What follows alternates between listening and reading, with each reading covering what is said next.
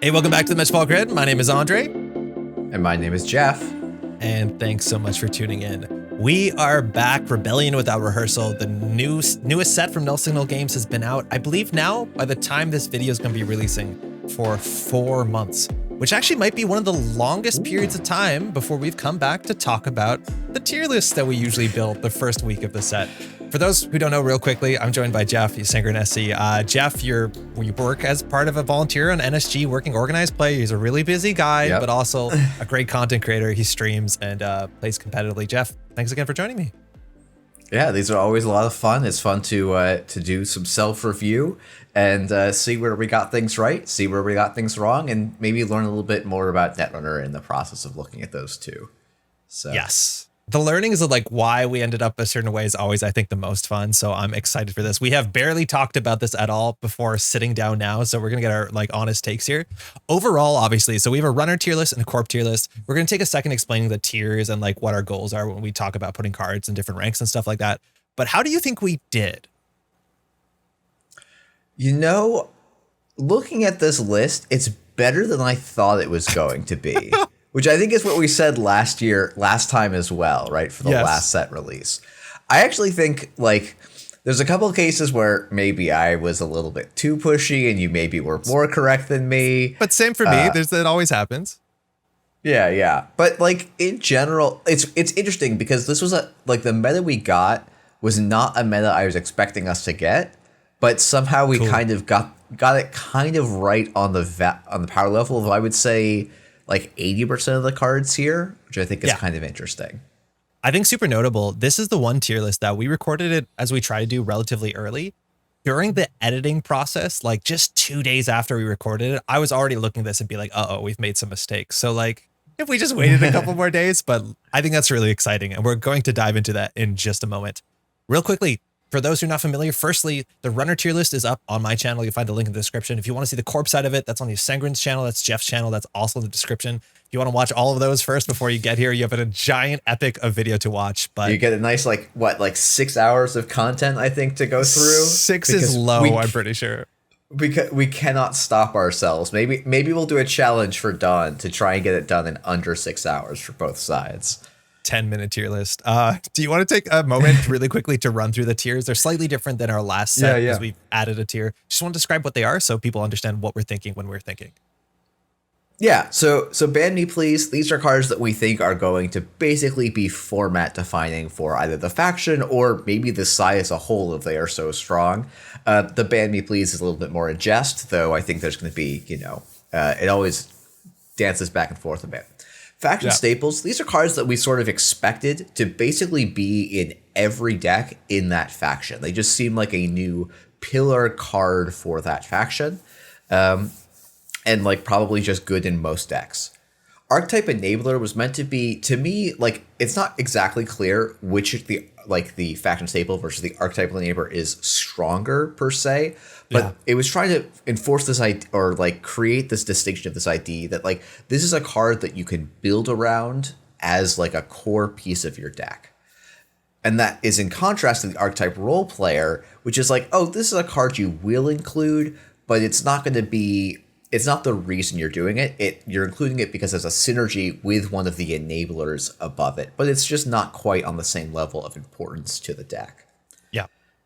Next, we get to the slots are hard cards. These are ones that we think are interesting, have unique effects, but are going to end up being the card to cut that you end up cutting for a little bit more money, a little bit more draw, just a little bit more efficiency, or a card that's just a little bit more consistent than we thought these cards were going to be.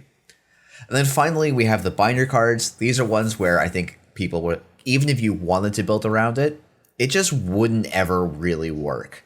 And, these cards are interesting. They can be really fun. And, binder, like these rankings are all from the perspective of the competitive standard metagame, which is an important point to make. And so if some of these are your favorite cards, that's totally fine. Some of these cards did show up in like competitive decks, but we'll talk about that sort of as we break things down. The idea is that these cards probably were not going to leave the binder too often. Yeah, that's very important. Again, this is, for better or for worse, focused on the competitive top tier play, organized play, the sort of stuff we see at Worlds and Continentals and the standard format. There's startup, these cards are legal in there, Eternal too, technically, I reckon, but standard play. And with that, I think that is our 6 list. Mind you, like a year ago or the last time we did this, we had a wider middle archetype category. So we just divided the two, which I think is cool to see, like the cards that like force the archetypes and cards that are just like, oh, that works in the archetype and you'll consider it. So a bit more nuance here, which is great. Do you think we should start at the top and go just top down and talk about the cards that we think we should talk about? Yeah, I think that makes some sense. Okay. So our first one here, and I'm going to be pulling up the cards on the screen. I don't think Jeff can see them right now, but that is Cataloger is the first card. This is our first Ban Me Please and the highest of the runner cards. This is a card that's a massive amount of multi-axis. It's a big part of Shaper pressure. And I think overall, maybe we should talk about Shaper when it comes to the set, because Shaper was I think the only runner that really benefited from this set in an incredibly notable way. And I think if you can pinpoint one set or one release increasing the power level of one faction in the history of Netrunner, I think Rebellion Without Rehearsal and Shaper together is probably the biggest focus jump for a single faction. I don't think I'd quite agree, but it's on like some very technical. I think for me, it's close, it might be it's definitely in the conversation. For me, it ends up being, I think there's the Crim pack that had Pad Tap, Diversion of Funds, and Amina, I think. But yeah, cool. No, I think RWR is undeniably one of the biggest jumps in power for a faction in a long time.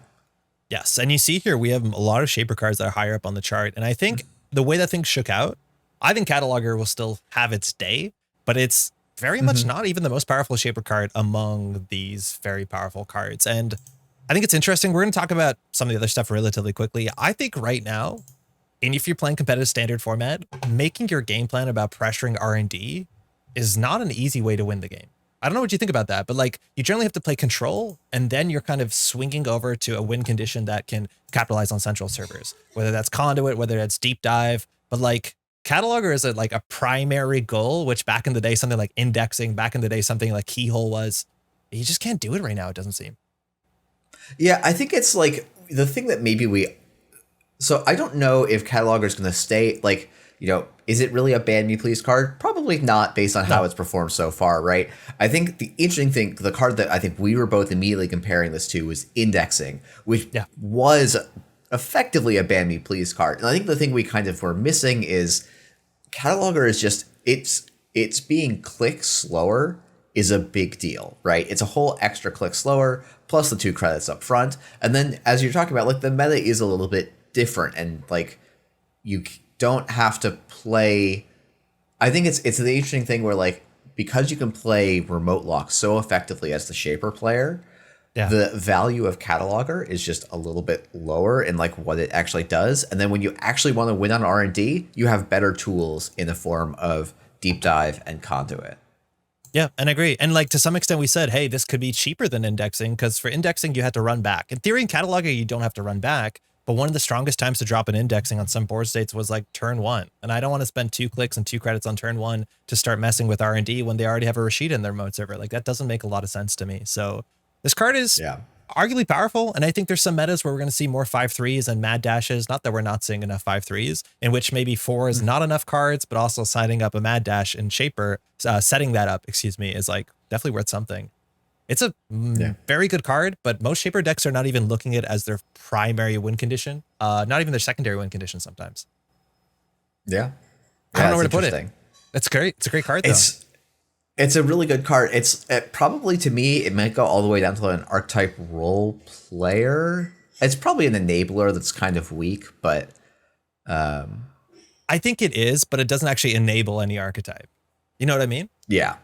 Unless you think like aggro Padma is a thing, and like we haven't seen that yet, but like, yeah, it's an option you have in a Shaper card pool as your closer, and it doesn't seem to be like the best closer you have access to right now. Yeah. Okay. Another incredibly powerful card. Do you actually want to go through all the Shaper cards first? That actually might make more sense. Sure, we could do it that way. Okay. So let's just talk about the Shaper cards so we stay on track, because Shaper, I think, is the most interesting faction in this entire release. And the next card is Lobisomu. It is a massive decoder fractor.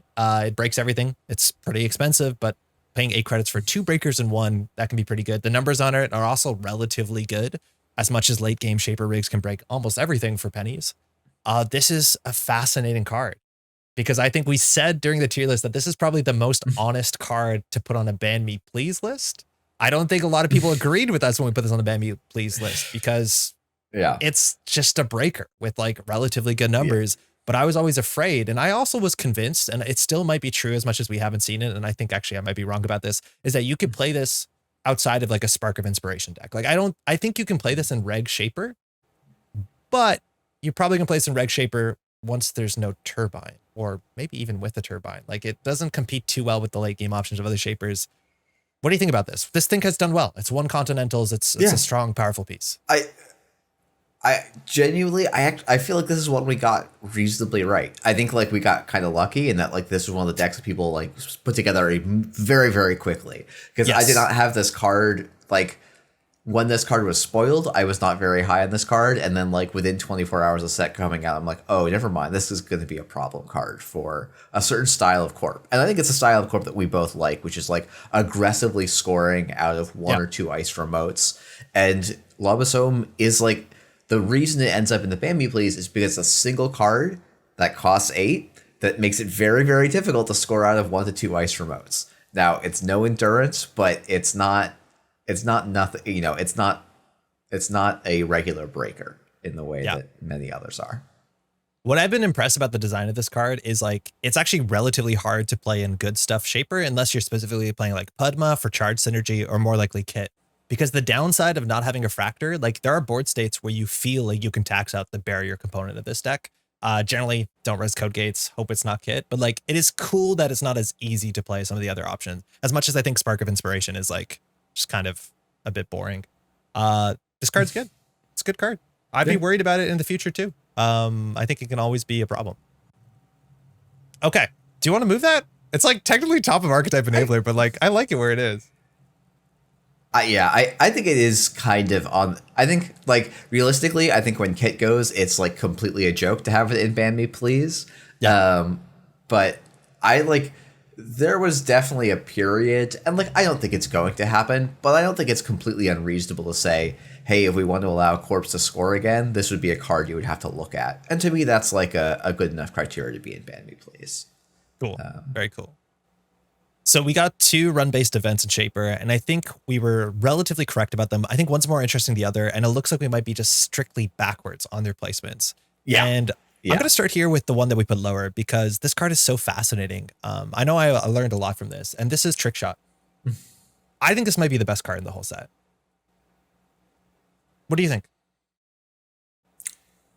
I think there'll be people saying Holoman's the best card in the whole set, and I think they'd have a good argument. But Trick Shot, to me, it's one of those 2 cards, which is really, really saying something when you look at what the text of Holoman is. Like the competing force for that is and it's kind of funny that this is like just sort of a good, like to some extent, this is just a good overclock, and yet we're listing it as one of the best cards in the set.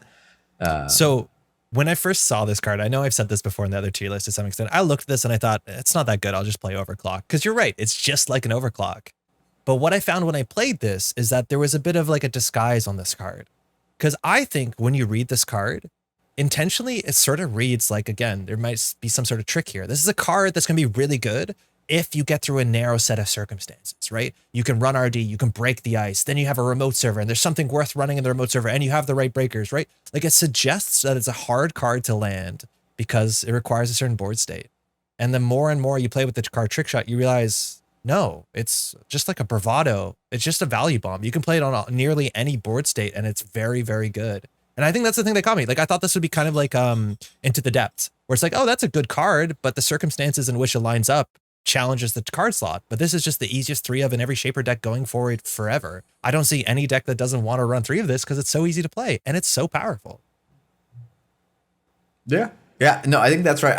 I thought it was not going to be a 3 of in every Shaper deck forever, and I like played some Shaper decks without it, and then I started putting this in it, and I was like, oh, yep, this does just make my deck much better. You know, for me, it's often more about the asset matchup than the like actual ability to break. I like but that's because I'm playing decks that tend to break for free or make money back on breaking. But like, yeah, this is going to be in it's going to be in everything until it rotates or is banned. Yeah. Those are weird cards like Bravado, like Bologna. They don't require your deck to be synergistic around them, yet they inherently work with everything in the faction. And the fact that those cards are going to be around and there's like no good balancing levels on them or levers on them, like it worries me because Shaper as a faction just straightly went up and it's hard to, like, it's not like a 2-card combo is going to fall apart at some time. You're always going to have trick shot. It's always going to be a trick shot. Well, so what I will say is like Shaper is able to use it really well because they have all of these mid-run paid ability speed like installs, I find, to get a lot out of this card. That's true. Like if you're not, you have to be, if you're not using the value of the credits, like paying 1 to then see an extra card in R&D for no credits, like that's a marginal value card. So it really, you have to get some value out of the other set of credits on trick shot. Of course. And I think when self-modifying code goes, it becomes a more challenging card to play. Now, Simulchip is still going to be there. Muse is still going to be there. But Muse also is only paid ability speed install in Arsana. So like it's going to be interesting, I think, to see how it evolves once we rotate SMC in like a decade. No, that's a good point. And like, I'm also playing this in like the Labisomu decks, which obviously appreciate that too. You're playing Pudma, you want to run R&D, of course. And I think you're totally right, as much as those decks don't play SMC, and still those decks are really good. But like, even, I don't know, paying 1 credit to like run R&D C2 and then get a swing onto whatever asset costs the most to trash, like that on its own, the floor seems relatively fair. But SMC obviously is a huge part of this card. Okay. The other card, though, that we put slightly higher, and whether we have to flip this or do more work, was Burner. And we've never really seen a card like this in Shaper. It's HQ Pressure. This is the card that when I saw it announced, I thought this was the best Shaper card we've seen in the whole set. I don't think people agreed with that. And for the first months of the set, people haven't agreed with that. And I think only now, 4 months later, are you finding the very consistent 2 Burner in every Shaper deck, even if it's like a big, sometimes World Tree deck, because this card does so much work. Yeah, no, I mean, I think this is one of those cards that like, it doesn't make sense to play in a meta that's unsolved because you don't feel like you have value, you're getting much value out of it. But once you start to understand what the limits of your Shaper deck are, you start seeing like, oh, hey, Burner actually solves a bunch of different problems for me. I think to me, Burner is one of those cards that feels like it's still not quite been cracked yet. I feel like I see a lot of people like, oh, I'm going to Burner, I'm going to see an agenda and like 2 other non-agenda cards. I'm going to put the agenda on top of R&D so I can go and run and get it immediately. And I always wonder if you're you can just say, as long as you can't score that agenda, there's no need for me to go get it right now. The most important thing is for me to stop you from being able to like slow me down. So, I don't know. I'll be interested to see how Burner evolves. I do think basically when I look at our tier list, we just swap these basically, and I think we're in a good spot. Let's start there. Like, I think you're right. One needs to be the left of the other, but they're both still like I would say if you're building a Shaper deck, you're going to consider both of these for sure. I think there's a chance that you could put Trick Shot into the Ban Me Please category. I honestly think you could, but I think at least this is a start. I suspect that if Shaper continues to do well, and if Shaper continues to do well after, say, a hypothetical World Tree ban, then I think people will immediately start coming for Trick Shot. Because I think it's, I don't know. To me, it's one of those cards where it's like, okay, you need to have a reason to play Shaper because Anarch is completely busted. Yeah. And it's like, Trick Shot is holding a lot of that power that relative power of the faction. And so it would not really surprise me if this was a Ban Me Please card, at some point in the conversation. And it does feel bad as the corp to just go, oh yeah, the runner for the cost of 1 credit and a card gets to do this insane, this large amounts of value. So no, it is wild. I am playing around, like I'm trying to play around both these cards, which is interesting. Like I'll just put an ice on turn 1 on R&D. The way you play around diversion of funds, you just like don't get trick shot on turn 1 if you're playing an asset deck, even though you have no intentions to ice up R&D against Shaper 4 months ago. That's soon in the game. Yeah. Okay. Otherwise, we got some Shaper cards. Why don't you take the reins on this one? This is Coalescence. I mean, to me, I think we got this basically, like, this is a strong archetype enabler. It's, it is probably the reason that World Tree, well, one of the big reasons that World Tree Arasana has become such a predominant meta force, because you can turn, your muses, which we'll talk about in a minute, into coalescences, which now means you get to turn your redundant programs into economy cards. It's in faction, it's free. The synergy with Simulchip is actually really important. There's it just has this is a program, and Shaper's whole card pool says, oh, that's great. I love interacting with programs. So this card has done, I think, basically what everyone who's been missing cash wanted it to do, and probably a little bit more. So I know we said this before, it's such an unassuming card, but they're good at dealing with programs and producing programs. Why not make a tempo positive program? And you'll see how many times they can install the same damn coalescence. And it's an entire economy engine for decks. It's fun. It's fun. It's generally cool. Yeah.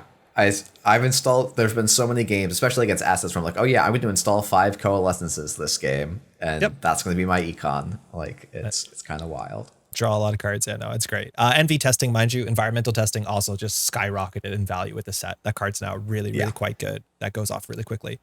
Very similar, and you often see them together, but not necessarily, but often very much together, is Muse, which is the sort of mixture of self-modifying code and Simulchip all in one program that also works really favorably from Daemons. Jeff, it's good, huh? Yeah. I mean, this card is really good. I think it's when the card starts competing with SMC for slots, the card's in a pretty strong spot. And there's a lot of people, a lot of debate is in which decks you want 2-in-1 or 2-in-2 or 3-in-1, and how you split that up is kind of depending on your deck style. To me, I don't know, Muse we had it at the peak of role player. That's probably correct. I don't think it's quite, but I could see it enabling an archetype, in that level of category. I think this card, similarly for World Tree Woo, has been actually a pretty important piece for them. Yeah, I think you're right. The way that interacts with environmental testing, the way it allows you to be aggressive, it is more than a role player that I think if the deck didn't have this, deck would look structurally very different. Yeah. Now that said, to some extent, yeah, I to play devil's advocate for a moment. Probably if you if Muse just got banned, everyone would just play SMC in its place, and I don't think too many of those decks would cease to exist. They might look a little bit different. They'd be less powerful for sure. Yeah.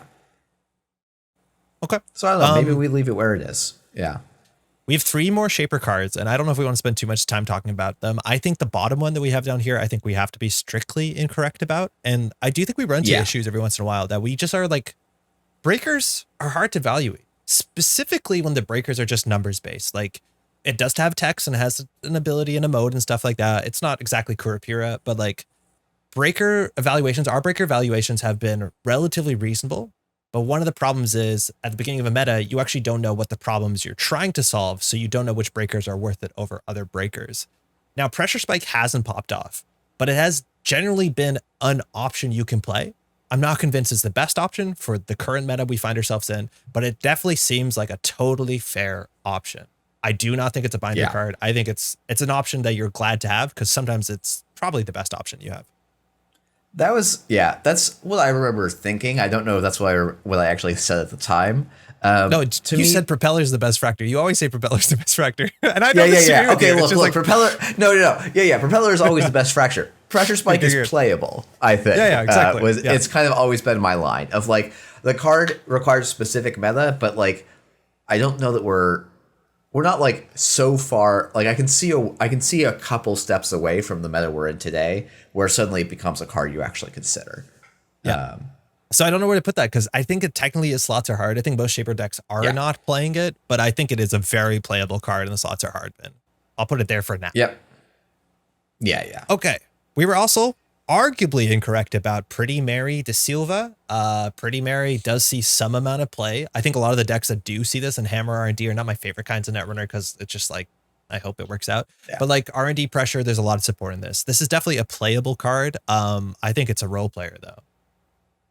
And even then, it's not a big role. I kind of am okay with leaving it in the binder personally. Oh, cool. Cool. Yeah. I'm cool with that. Yeah. Okay. Finally, Spree. Spree is definitely a card we're going to see more of in the future as it comes. But it is a niche card right now.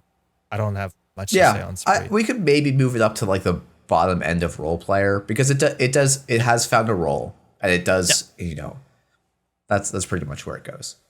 And that's Shaper. And let me tell you, like, Shaper has popped off. Shaper was probably the one faction going into the release of the set needed the most help. And while Arasana was still really cool and really fun and a bit tricky to play and kind of relatively, you felt like as a corporation, you had a lot of ways to play against it. I feel like playing against Shaper right now is much harder as a corporation. I feel like you have less angles. There's a lot. I think it's harder to define their weaknesses because we got way more recursion. We got way more flexibility. There's another card we're talking about that's functionally a Shaper card, a criminal card we haven't talked about. That's also one of the best Shaper cards in this pile of cards, but Shaper has gone very, very universally playable Shaper set. Yeah, I think it's been one of the challenges of this meta has been, it's like we're just finished, we're recording this right after the last Continental. And it's funny because the data from all those Continentals say that this is a slightly court favored win rate between 50 and like 55%. Sometimes the cuts would be 60% in the corp side. And yet I feel like, and my sense of talking to a lot of people is that this is actually a runner, like this is a runner led meta, and corps are responding and trying to find small weaknesses and edges they can find in a particular event. And it's like, I think one of the ways you can kind of tell that's happening is like the runner decks that are winning are the same week over week over week, and the corp decks that are winning are different for every single event. So it's people trying to come up with surprises for the most part. The term of like orthogonal play has been coming up a lot. The idea is that like, oh, there's a win condition you're not expecting that your deck is not able to beat. And while I think Will Tree Arasana is pretty flexible against most horizontal angles. We've saw that week after week. Corps are doing some pretty wild and mean stuff relatively quickly. I think speed is a big thing of the set right now too on the corp side. I don't think you want to play a long game for many reasons. Yeah. Do you want to talk about Anarch stuff? Yeah, let's talk about some Anarch stuff. Okay. Top of our list now, at least, is Aquasera's crew. Can we talk about the ID first? Maybe that might make more sense. Yeah. We can talk about Seb first. Okay, so let's talk about Seb. I really liked Seb when Seb came out, abstractly, because this sort of like install-based engine where your weird cards get slightly better, which to me is peak Geist. I was a big Geist fan. As much as Geist's ability is on tempo, I think you described Seb very specifically as having to be forced to deal with the same problems, pay the same costs over and over again, which for Seb is clearing tags and taking tags. It's generally going to drag you down unless you can consistently figure out some engine that works with that relatively well. Seb has not performed particularly well, nor have we seen a Seb deck that looks like a reason to competitively play Seb. We've seen a couple players, one player I think made a top cut. We've seen like 9th, 10th bubble placements, but we just haven't seen a Seb deck that is obviously the like first order thing to do in the standard format. Yeah, I think like to some extent it becomes, it's a little bit like, it feels a little bit like maybe we should have seen this coming well in advance, because the reward he's giving you is the cost of clearing the tag. And so it's just like, that's like inherently you're actually not going plus anything by triggering that top half ability. And so you're like, okay, maybe the bottom half ability is giving you some value, or maybe the tag cards are going to be so strong that like it's a downside and you want to clear them. And for the most part, like the most powerful Seb card doesn't care about untagging. It just gives you the tag. And the ones that are like, oh, you must be untagged, and so you might actually get some value out of removing tags, just really didn't land. So, you know, we talked a little bit before. This probably has Seb's, our evaluation of where Seb actually sits right now does feel very dependent on the specific card pool, though I kind of wonder how much intention there would be to go back and give him more support, just because it's a pretty narrow kind of archetype and play space for him. I would be surprised if we don't see support going forward. We might not see it immediately, and I do think one day with enough support, Seb could be good. I think there were cards that if you had access to Seb from old FFG rotations, Seb would be on the verge of doing something really cool. We don't have them now. It is worth knowing as a blanket statement, floating tags as Seb, the whole console idea, just did not prove to be an acceptable strategy. And while the like shape of NBN as a faction has radically changed within the last 4 months, and there might be less NBN than you've ever seen, which maybe that's good for floating tags, as much as greasing the palm can sneak up on you. It just still, no part of it kind of worked out in a way that seemed impressive. While there are still independently good Seb cards, Man, I wish Seb was better than Seb is. Yeah, I think it would be great to have more Geist-like decks, especially not in Shaper in the game. And Seb just kind of missed the mark. Yeah. How hard are we going, man? I can keep going. Don't make me stop. I'm gonna stop at some point. Keep going. No, I mean, I can see. Ow. Yeah, that is actually I'm like, is he slots are hard? I genuinely. I guess he I don't know. Does he belong in the binder? Are we once new Anarch ideas come out and he's no longer the new hotness? Do I see anyone playing Seb? Only I feel if like my answer is uniquely. no. Yes, that's the thing. It's like Seb has some very narrow strengths, like Hannah for remotes, Aquaceris for blowing up one ice really quickly. End of list. So if you can, if all that lines up really perfectly with Seb's card pool, maybe, but I'm still convinced that card pool plays better out of any average Anarch. So feels bad, man. Yeah. Do you know what my favorite Seb card is? Is it Ahosera's Crew? No, it's actually Privilege Access. Oh, I forgot Ahosera's Crew's at the top, but I pulled up Privilege Access. Okay. This card is the best Seb card, and I think no one agrees with me. I don't think you're. I wouldn't tell a anecdote that probably should get cut for time, but sure. I got to play this in a draft as Geist. Yep. And it was cool there, right? It was cool. I get to recur a piece. I get to recur two pieces sometimes. I get to throw a grappling hook down, then recur a connection that's really important. I think I was recurring Dean Listers because why not? It was gross. Yeah, that was gross. And so there's that showed me okay, Praxis Privileged Access does have this cool potential. We're missing a Dean Lister, I feel like, to make this card make sense from my perspective. Maybe Ahosera's Crew is meant to be the interaction point where you can actually just destroy all of the corpse ice. I think we'll talk about Ahosera's. I just lost how to say it. Ahosera's Crew, thank you. Ahosera's Crew has its own reasons that's just not a super. It's not actually it's not solving the problem that card is presenting in play. I feel like. I need to install more of these. And so that's kind of I think this is a card that we will see at some point, almost certainly, because it's doing a lot of very strong stuff. But maybe this isn't the exact meta for it. I think this card for 2 influence should be a consideration in strange Shaper decks, in strange criminal decks. Mm-hmm. I think what this does for a single click, especially if there's no incentive to ice archives, this does a lot even outside of Seb. That I can see this as in an Arasana deck. Yeah, if you have 2 extra influence, maybe not your easiest first 2 influence spend, but it just does a lot of work sometimes. It's easy to have resources that you want to install cheaper. It's easy to have programs you want to recur. It is flexible, and then you're not taking a tag on your own terms, so you're not worried about that first text. You have to clear the tag though, obviously, but yeah. And in Crim, I definitely have seen I think some people do install a class act for 2 credits they discarded earlier in the game, which is a nice little trigger. So. Yeah, daily cast for 1 and get back your I don't know, bankroll. That doesn't sound great, but you know what I mean? There's a lot of value in this. You got rig shot by an SDS, and so you get your breaker back. That's kind of nice, but I'd play this as my recursion card, which is kind of cool if you want to have 1 program recursion card. So the archetype is kind of collapsed because we don't think the Seb archetype is real, but independently some of the Seb cards are good. So I think our thing is going to shift downwards because we don't believe in the Seb archetype, but technically it's an archetype. The question is how good of an archetype is it? I'm actually kind of okay. I mean, I would probably, to some extent, we could just move it. Yeah, I mean, to me, I think that in practice, that's going to be the only slot it moves down. I think the rest of the Seb cards are going to keep sliding. But most of them are going to tumble down. And talk about maybe tumble down. It's Aquaceris Crew. This was the most frightening card in the set. It was program destruction. That was non-unique at instant speed. Devil Charm was a problem, and you could recur this relatively endlessly and relatively trivial with things like Praxis, let alone all the other sort of stuff.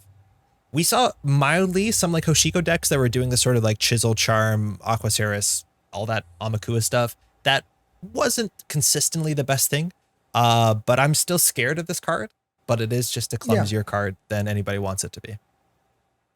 Yeah, I think the kind of like we were talking about of some unexpected costs of cataloger. I think this kind of had some of those same unexpected costs of spending a click and two and then another 2 credits just kind of started to add up. And take the tag clearing ends up adding a whole extra click cost if you want to keep a second one of these on the board. Like I have had to trash some of these as the corp, and the runner probably doesn't feel terrible about that.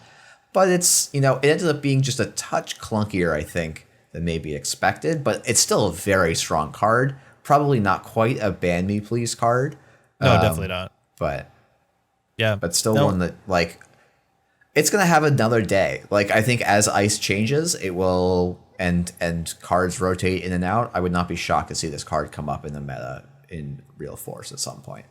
It's also really strangely one of the powerful sub cards that doesn't have the sort of like, only do this if you're not tagged clause. So like you can play this in tag me as long as you don't install it on the table. And then things with leech and Amakua, like you can be aggressive. Like there can be some sort of old school aggressive criminal, but a lot of those pieces to support that don't exactly exist. I think it's technically an archetype and it's powerful within an archetype, but it's also not an archetype we see. Yeah, I'd put it probably above Praxis and for where I put it right now. That's very much fair. Yeah. Okay. Real quick, other stuff to talk about on the Anarch side. I think this is notable, obviously, because it's still relatively high up. But we have Manuel Laches Jamura. One of the issues that I think we've all found with Seb is that Seb doesn't have a really good reason to run. And I know I defended Manuel because it's one of the good reasons to run. When every time you run a central server, you see 2 cards, that's obviously quite powerful. I don't think anyone's playing this outside of Seb. And then not even in every Seb that people are playing this, which I think that's a mistake. I think this card's really good in Seb. But people are just not playing this because Seb's not running. Were you playing this on, not to call you out, I don't think you were playing this on stream today. You were? Okay. I wasn't, because I was trying to make an engine that worked before I get the other pieces in it. So I got cut. Like I'm not playing Iru. I'm not. I've had a long day today. That's for sure. It's not. It's a good card, but like, I don't want to spend too much time talking about how like Seb can be very clumsy, but like your opening hand with this in it, not very good because you can't get your economy up. You can't take a tag to install this cheaply. They have to clear the tag. Like it's just problems on top of problems. So is this, I guess the question to me then, is this a slots are hard or just a very bad role player, or does this go in the binder with Seb? Like, that's the thing that we have to agree on. But like, but like this is a functional card. If Seb is good, if tags are okay, this is fine. Yeah, if some other tag me deck emerges, they can look at this. Yeah. So what do we do about Friendo over here? Slots are hard. I like everything is falling in a really weird way. It's just the archetype doesn't work. It just doesn't work. Okay. We can actually have like maybe a positive note here because this is a fascinating card that I'm convinced hasn't found its time to shine yet, which is Heliamphora. You actually, I don't know what you think about this because I genuinely think this card does something unique. I see. This is, to me, this is about where I'm not shocked to see this card do this. I think there's a world and a card pool where Heliamphora could do something. Yep. I think it's just a very hard one for me to, in practice, envision.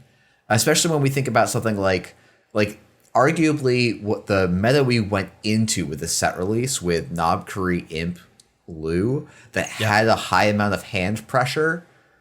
This should have been like, that would be like if you told me before the set, like, okay, there's a card that allows them to run archives, turn off archive traps, and then if the corp wants to slow down the engine, they have to pay cards from their hand. Like, cool, that sounds like it goes in that deck.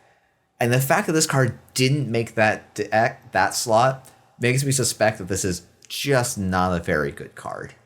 Okay, my rebuttal is that purging, besides Mavirus, but purging into the Knobkery decks was usually not the obvious play or the correct play.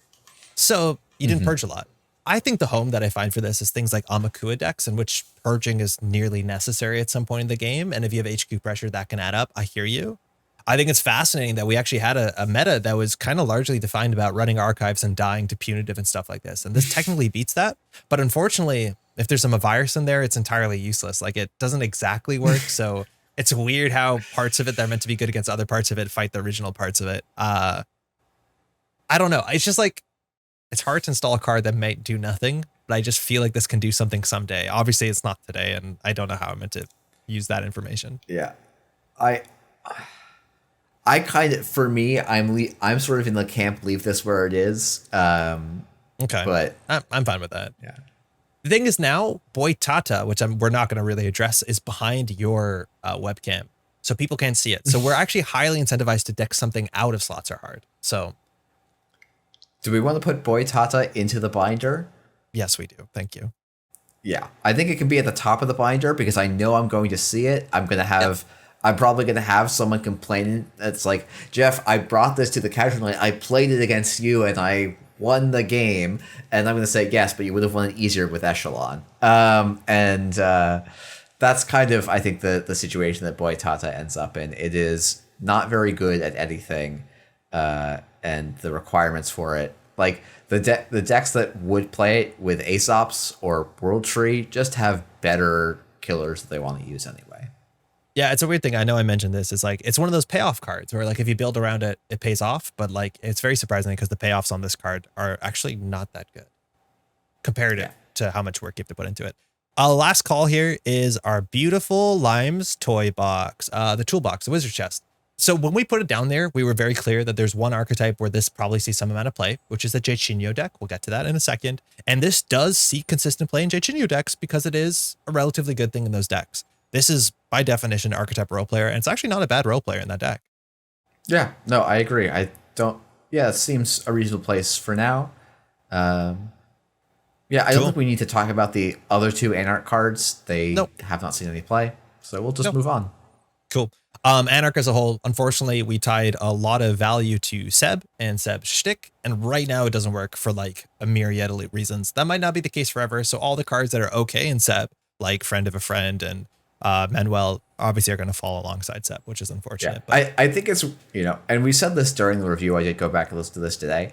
Part of this, I feel like, is a bit by design in that Anarch is still maybe the best faction, despite getting effectively 0 new cards. Probably not at this exact moment in time, but have been extremely good or the best faction. Up until this set release, they were the undisputed best faction for probably about 2.5 years. Yeah. And so it's not totally shocking that they get a set of cards that are on the weaker side. It's like cool that it's an archetype. Like I know I've, sort of made stink about it, be like, oh, these are just good stuff cards. And it's cool that there's like, oh, all these cards are part of an interesting engine that's different than anything else Anarch has done before. The engine obviously isn't there for a couple reasons, but eventually it might be for sure. Yeah. It's like the engine could have landed and it could have been interesting. It missed by a few numbers here and there, it feels like. Speaking of missed by a few numbers, you want to talk about Criminal? Sorry, I had to do that. Oh, it's alarm clock. It's a faction staple. We did not do the best on Crim, did we? No. No. But Crim didn't do the best on Crim, right?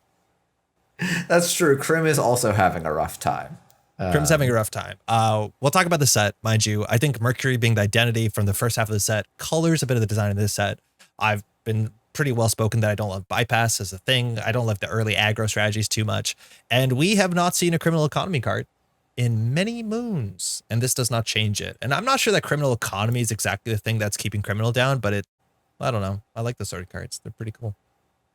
What do you think of the alarm clock? I mean, Sorry?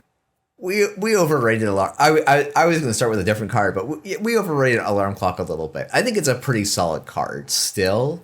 It's just not terribly strong. I don't think it finds a slot in the good stuff Sable deck. Yeah. I don't think it actually finds a slot. Yeah. Right? Like that deck has other problems that getting into HQ as consistently as possible for 2 clicks is just not its goal. Oh, yeah. No, I think that's the interesting thing. It's like, oh, this seems so good. And it's like, well, in practice, you don't want to spend those 2 clicks to bypass most of the time as Crim. Because if you want to run HQ, it's because you want to do it for an impactful run event. You don't just, there's not this like, oh, I'm going to value run HQ. And if you're like in that state, maybe the situation is like, oh, I can just get a free run and use Ched's V's to break all the ice. But if I'm in that state, I probably have something better to be doing than like a clickless single on HQ. So yeah, I think this was like an interesting card that like seemed really strong.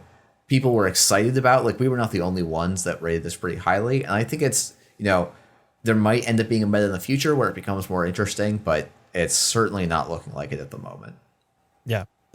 There is a Steve Cambridge deck out now that is a lot of fun that wants to run HQ every turn, and like it doesn't want to spend 2 clicks running HQ, which is kind of telling.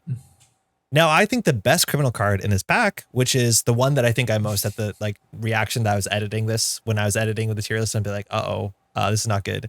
That's Zerum Entangler. Yeah. This is a Trojan. Trojans are good for shapers. I think this is the only Trojan in this set. He says relatively confidently. And it bypasses stuff.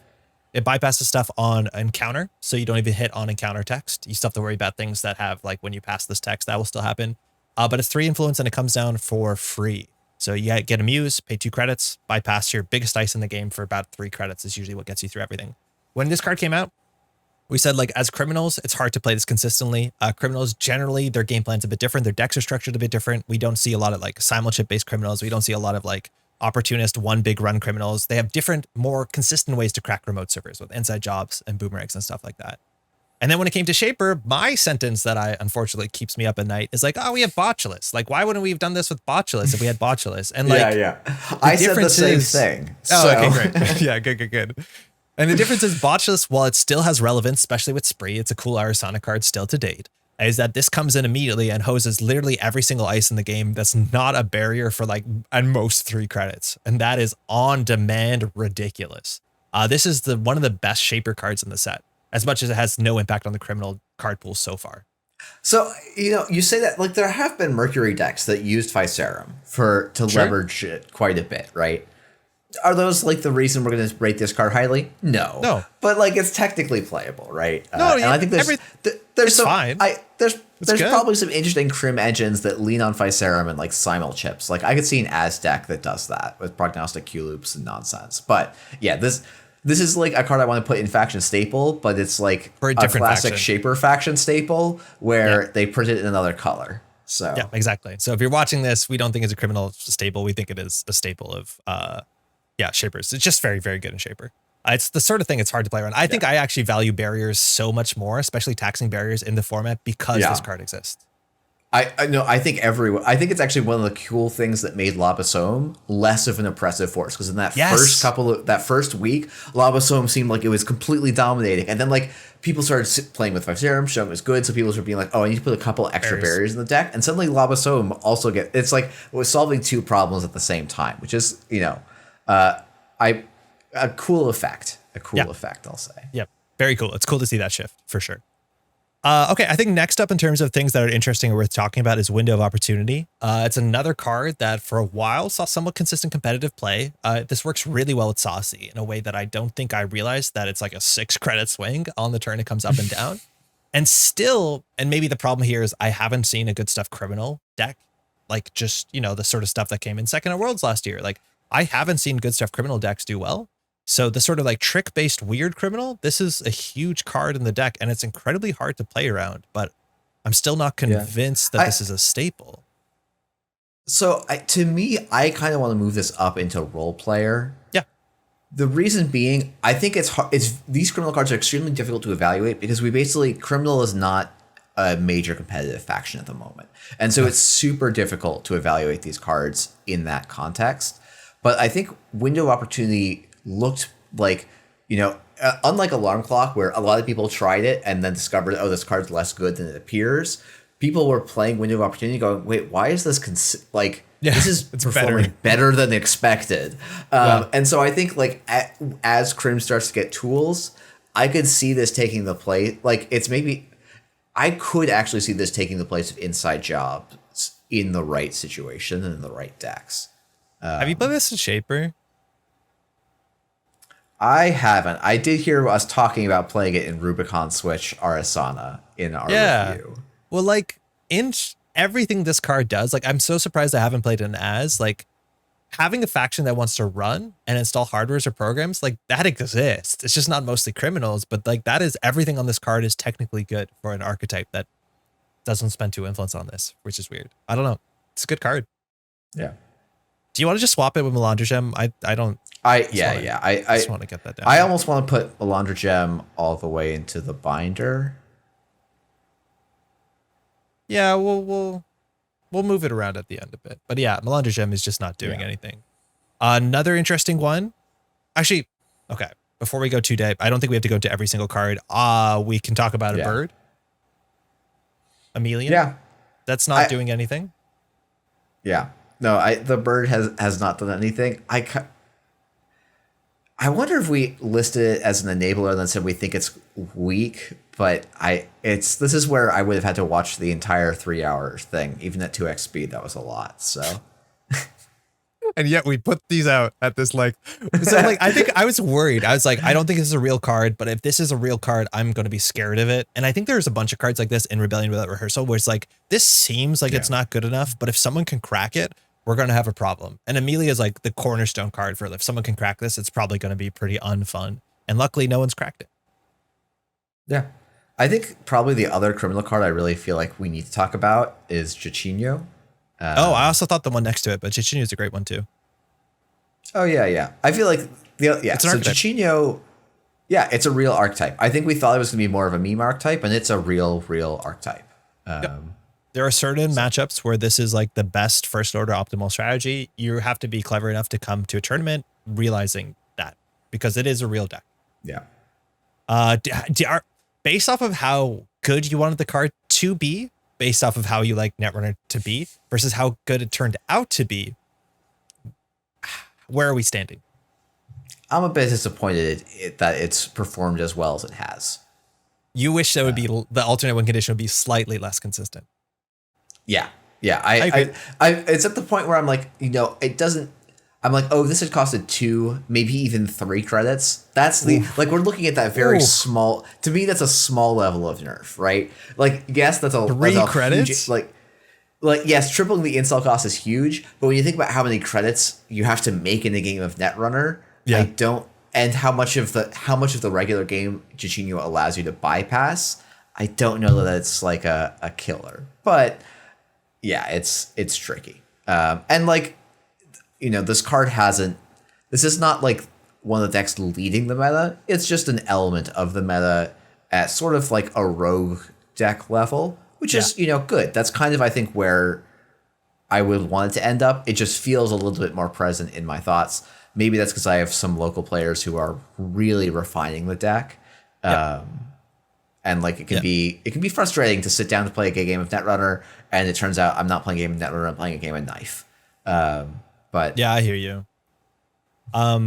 Yeah, for me, it's like locally, I'm not sure if it's that popular. I think there's players that play it, but like at least if I went to a tournament and someone said I would bring Chichinho, I'd be like, oh, really? But not be like they're doomed. I'd be like, oh, that actually might be a good idea, which to me at least is the point I want it. But I do agree that like the matchups into the Chichinho are like not my favorite matchups to play into.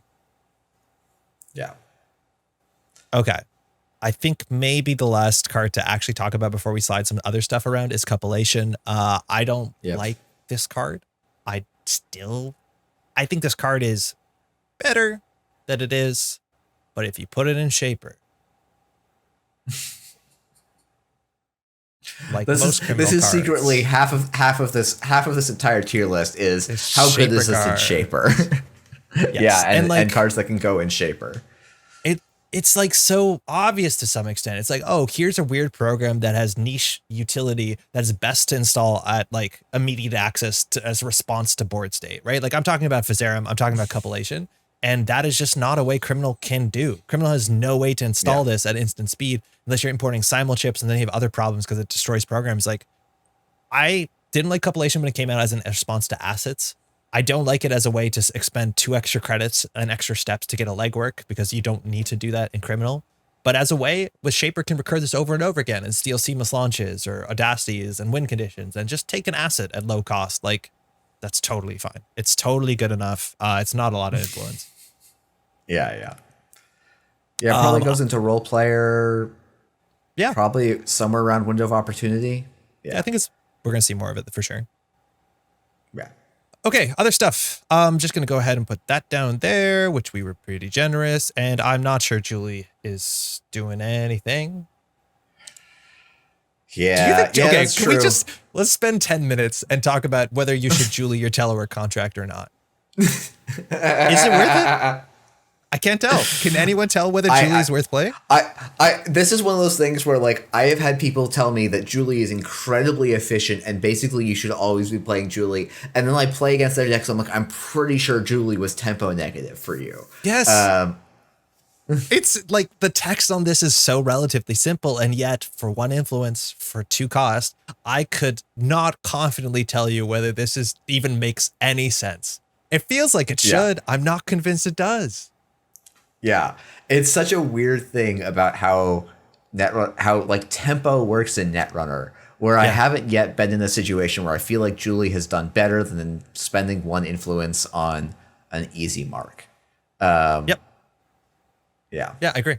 Very, very strange. Such a weird card. But she's not currently popping off. I've seen some Shaper decks that swear by like, I'll play my Teleworks, I'll play my Nukas, I'll play my Julie, and then I just gain my clicks back and like still got installed Julie. So I've seen some Sable decks that leverage her as part of a knife combo where you like use her with wheels and like just get an obscene number of clicks kind of thing. But out of respect for other folks, I'll put that there.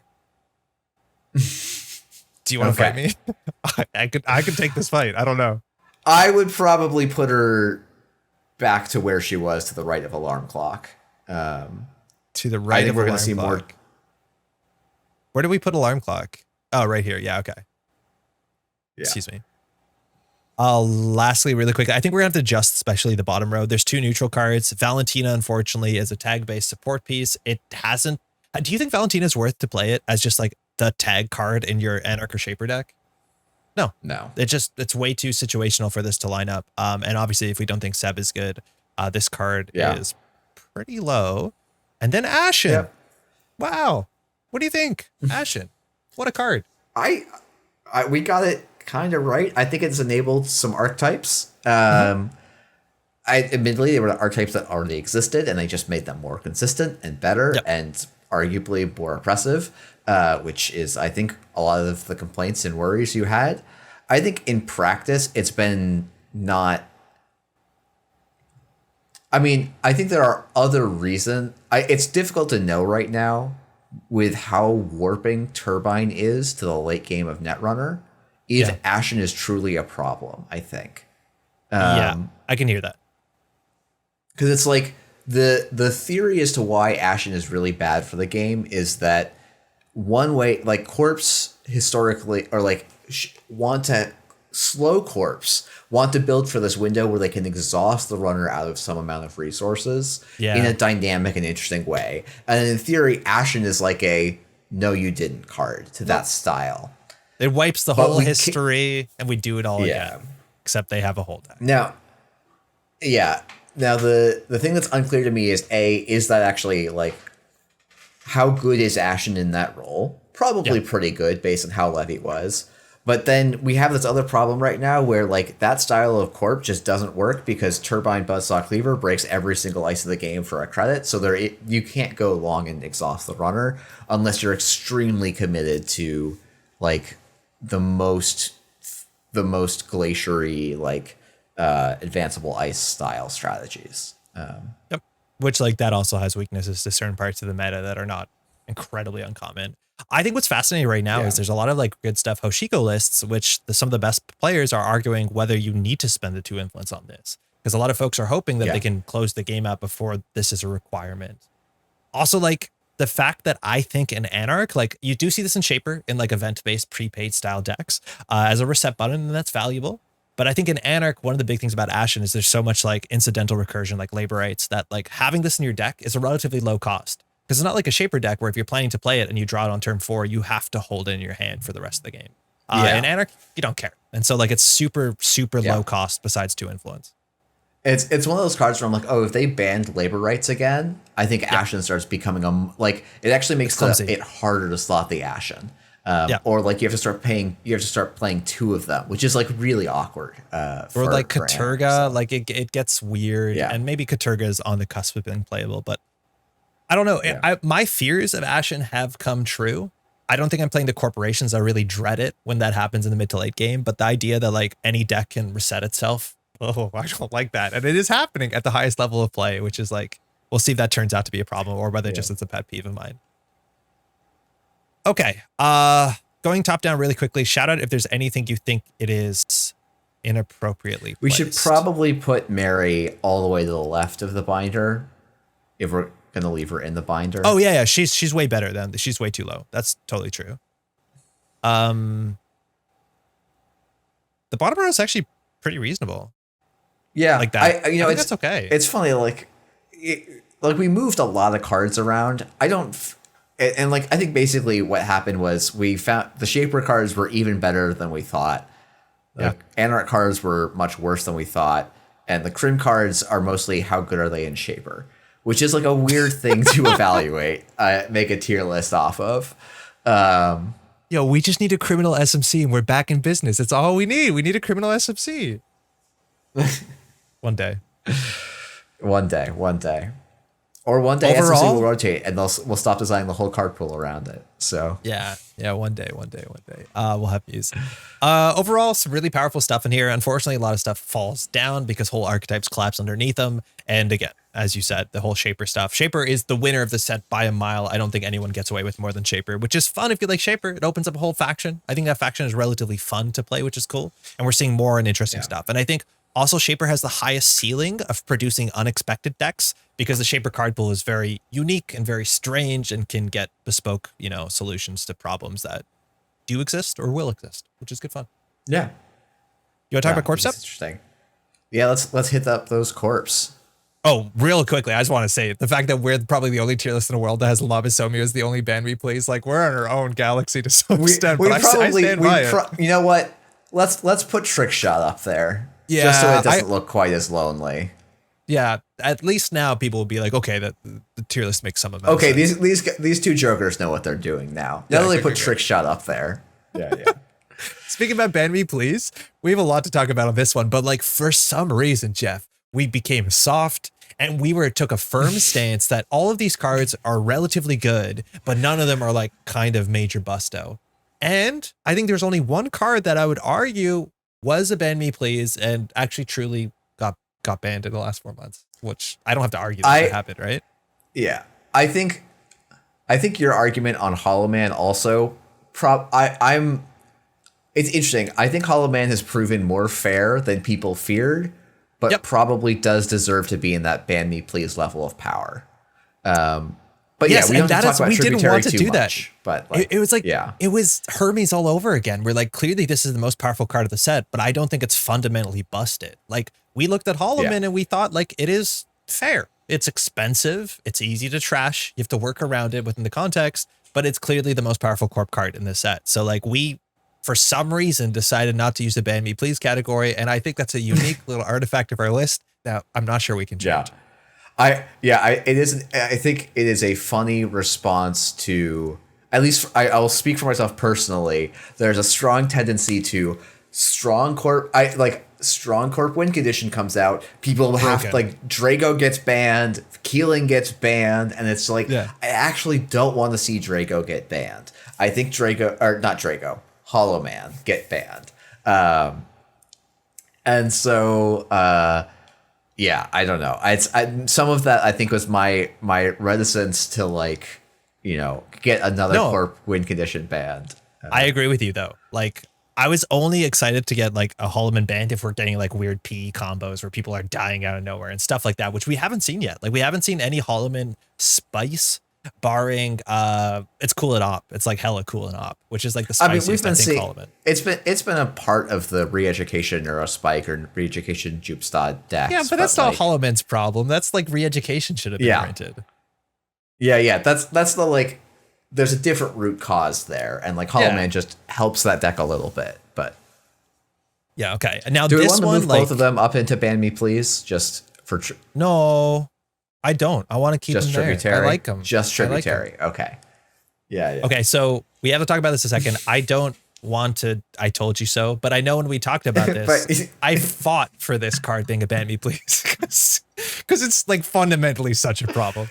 This is Yeah. the fastest NSG has ever banned one of their own cards after it's come out, which I think rightfully so. Criminals were getting kind of boxed around and they still haven't really recovered. But secondly, I do think, and I'm not from NSG, I think NSG might have received some flack from some other incredibly powerful meta controlling cards that were banned probably too late. So NSG did like a relatively strange for them nuclear option, and for what it's worth, support it. I think that was a great change overall, as much as I was playing Atea and recording Atea deck lists, and that deck got worse. Just for like the history, do you want to say why Tributary had to go? Yeah. So turns out, and maybe this is me misevaluating, having a card that reses for 3 and is then relevant on every single turn for the rest of the game, on every single server, and is always going to make the corp tempo. Yep. It's maybe a little bit too good. I think if this card could cost twice as much, it'd be okay. I think if this card moved at the start of turn with Thimble Rig, like Thimble Rig wording, that would be cool. I think there's a lot of ways to see this effect be cool, and I hope it's revisited because it's a hella cool card. It just, it's a lot for as little as you pay for it. Yeah. What faction do you want to start with? You want to start with HB and just go through in numerical order? All right. Sure. Things though I think are worth first... talking about. Yep. Yeah, I was going to say, honestly, I feel like the first couple of HB cards, we can just say, yep, we got this right. We got this right. Like Thunderbolt, I think we got right. Yeah. Yes. I'm interested about the assets, because the assets are actually were one of the biggest meta forces when they came out. And to date, I still can't tell between Working Prototype and Warm Reception, which one is a stronger card. I have actually a strong opinion on this. I'm guessing you're a Reception guy. Yes, to me, Warm Reception is the problem card. Cool. If you're going to say that these are problem cards, and I think Warm Reception has a pretty reasonable argument for it, because basically this is just giving the corporation a significant number of clicks to enable asset spam to a level where the runners simply cannot keep up without a lot of dedicated tech. The D-res part has never, I feel like, actually been, it's not been irrelevant, but it's not been the most relevant part of this card. The install, I feel like, has been one of the bigger things. But the ability to flicker a Spin Doctor, like, means that once a Spin Doctor and this are on the board, the runner is forced to go and interact in a particular way. I think the D-res does much more psychic damage than the free install.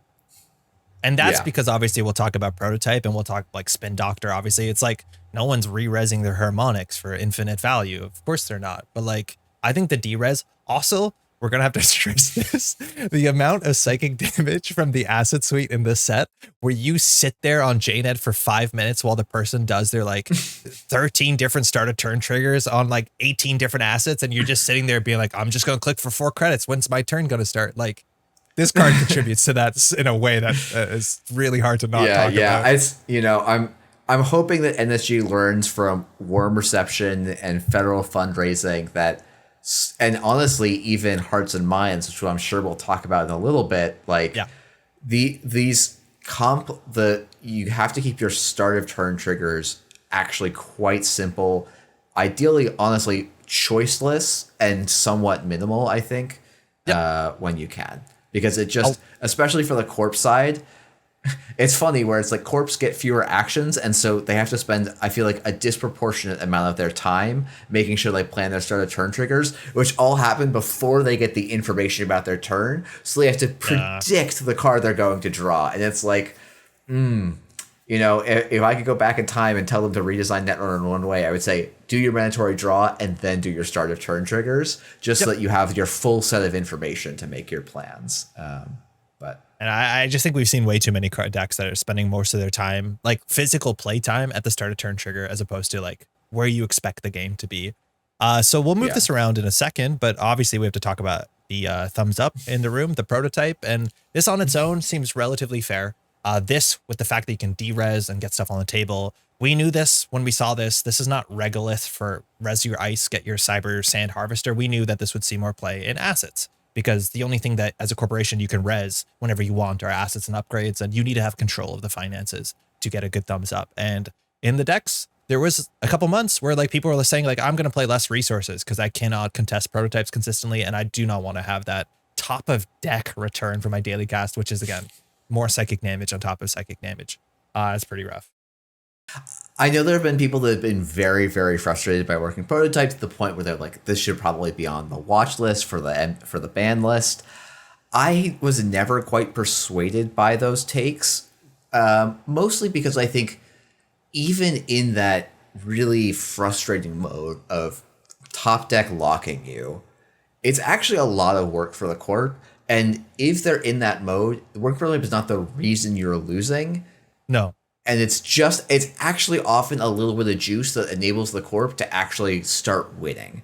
And to me, that's actually a good thing to have in this card where it says, yeah, a click for 6 credits is on, at least when I was playing decks with this in it, that was the thing I was excited about. The like resource bouncing stuff was less important to me. It was obviously good. It's a powerful part of the card. There's decks that were playing more for that element, but not every runner is that resource based. So it was a lot more about the like, I can have a single click, gain 6, and that's a big deal.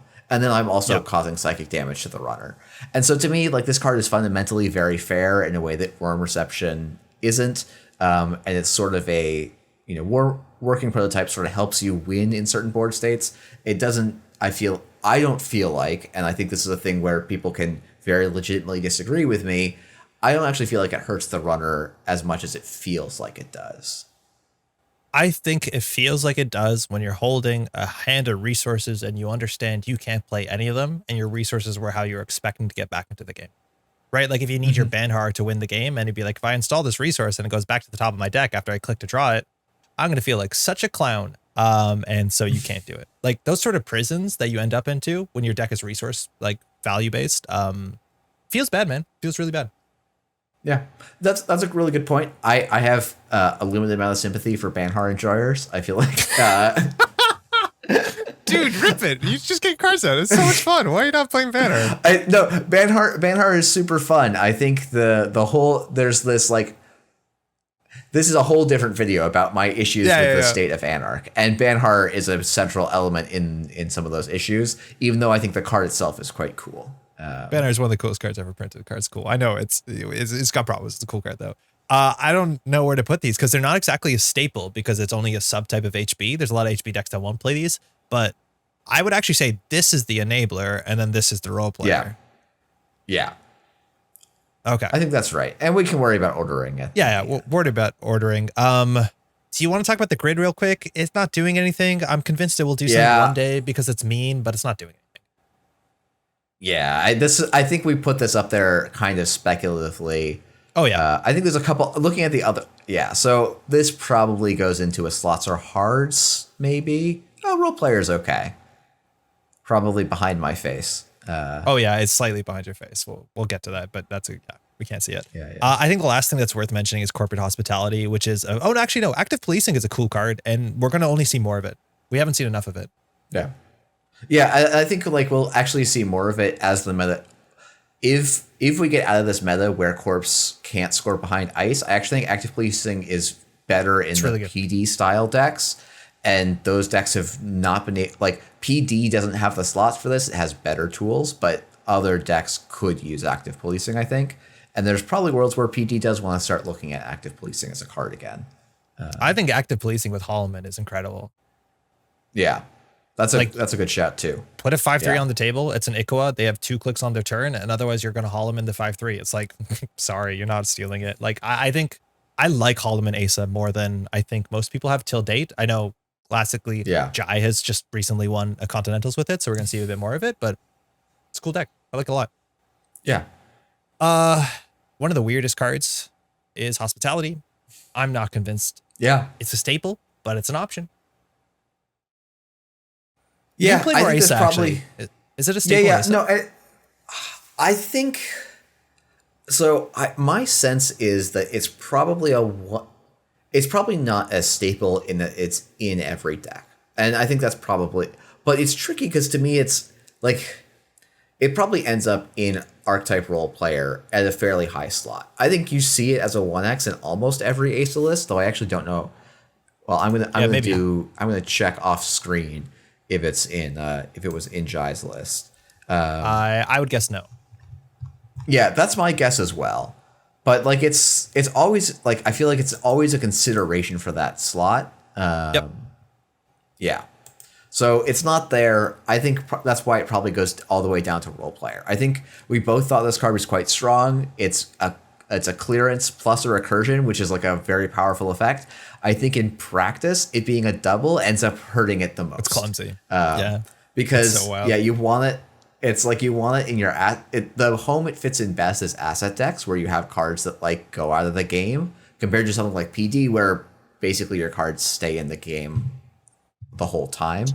And asset decks don't want to hold this in hand, and they also want to get more than just a single click after they play this. So it's just like ends up having this funky sequencing issue, I feel like. I think there's a chance that we could put it at the end of faction staple, because I do think your digital life enjoyers, and there's a bunch of non-asset uses for this that are okay. That being said, if we want to say it's on bottom of role player, we're gonna have to fix this because this category got a bit wide. That makes sense too. But I do think it's a sort of card that arguably like a faction staple you should always consider in just about any HB deck you're doing, because it is relatively smooth as much as it does have more drawbacks than you might have hoped that it does have.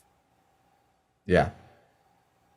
Okay, we'll leave it there for now. HB as a whole, mind you, a lot of the design of the set was Thunderbolt stuff. We're not going to really address Thunderbolt because we've kind of put it where it turns out to be. I actually like Thunderbolt slightly more than I thought I did, but I don't think it's a first order optimal thing at this point. You're laughing. It's not coming through the microphone, but I see you laughing. Thunderbolt kind of enjoyed it, but not in the way I thought it would. I just Stavkas, man. Stavkas everywhere. Just Stavkas for day. 8-strength Stavka. You want to do Jinteki? Yeah, let's hit Jinteki up. What's the best Jinteki card that's not the one that's banned? I guess it's Charlotte, right? It's Charlotte. It's Charlotte. I had it queued up. It was Charlotte. Yeah, Charlotte's just really good. Okay, yeah. Yeah, it's just keeping a whole faction afloat. What's the best ice in the set that's not the one that got banned? Okay, I'm gonna say is it Boto? Oh, it's Boto. Boto is so good. Oh, Boto. I was so upset that we put this so low. Because I saw this, I'm really like, play Brian. Oh man, this card is so unbelievably good. Modal, it scales up just at the point in the game where you need this to scale because the turbine comes down. The face check on it is good. It's so good. Barriers are good right now. Taxing barriers are good. I'm so frustrated at how good this card is. Like I play into it, I'm like, Propeller beats the whole meta, and then Boto gets res, and I go, I can't beat this thing. No, this is literally my favorite Jinteki ice. It is so unbelievably good. I like how it struggles with punitive decks because threat 4 is like pretty cursed in that matchup. Yeah, I actually that is a nice little design thing, but it's not very good there. This is genuinely my first appreciation of threat 4, because threat 4 has always been super frustrating, and this one's like, I'll score an EC Mark II. I'm having fun. Boto slaps. Best ice in the whole damn set. That didn't get banned. On that note, too, I have seen one Cloud Eater. It has flatlined me, but that was on day 1 of the set. I think Cloud Eater is a victim of Turbine in that the decks that would run Cloud Eater and do well have other structural problems. Okay. I think you can't play this because you pay 10 credits and they bypass it with Fizzarum. Okay, yeah, that's the other reason, right? Yeah, that's fair. But it's like, this is it. The big scary ice, you have to be worried about the set. Obviously, it has on-res text for like the one turn where it gets res, so 3 credits. Okay, you bypass it for Fizzarum. But then you look at Boto. There's literally no good way in the format to bypass Boto to deal with Boto unfairly. It's Boto. Yeah. I would probably still put the snake in a role player slot rather than a slots are hard slot. I wouldn't. Okay. I honestly wouldn't. I think. Okay. Like, okay. You know what?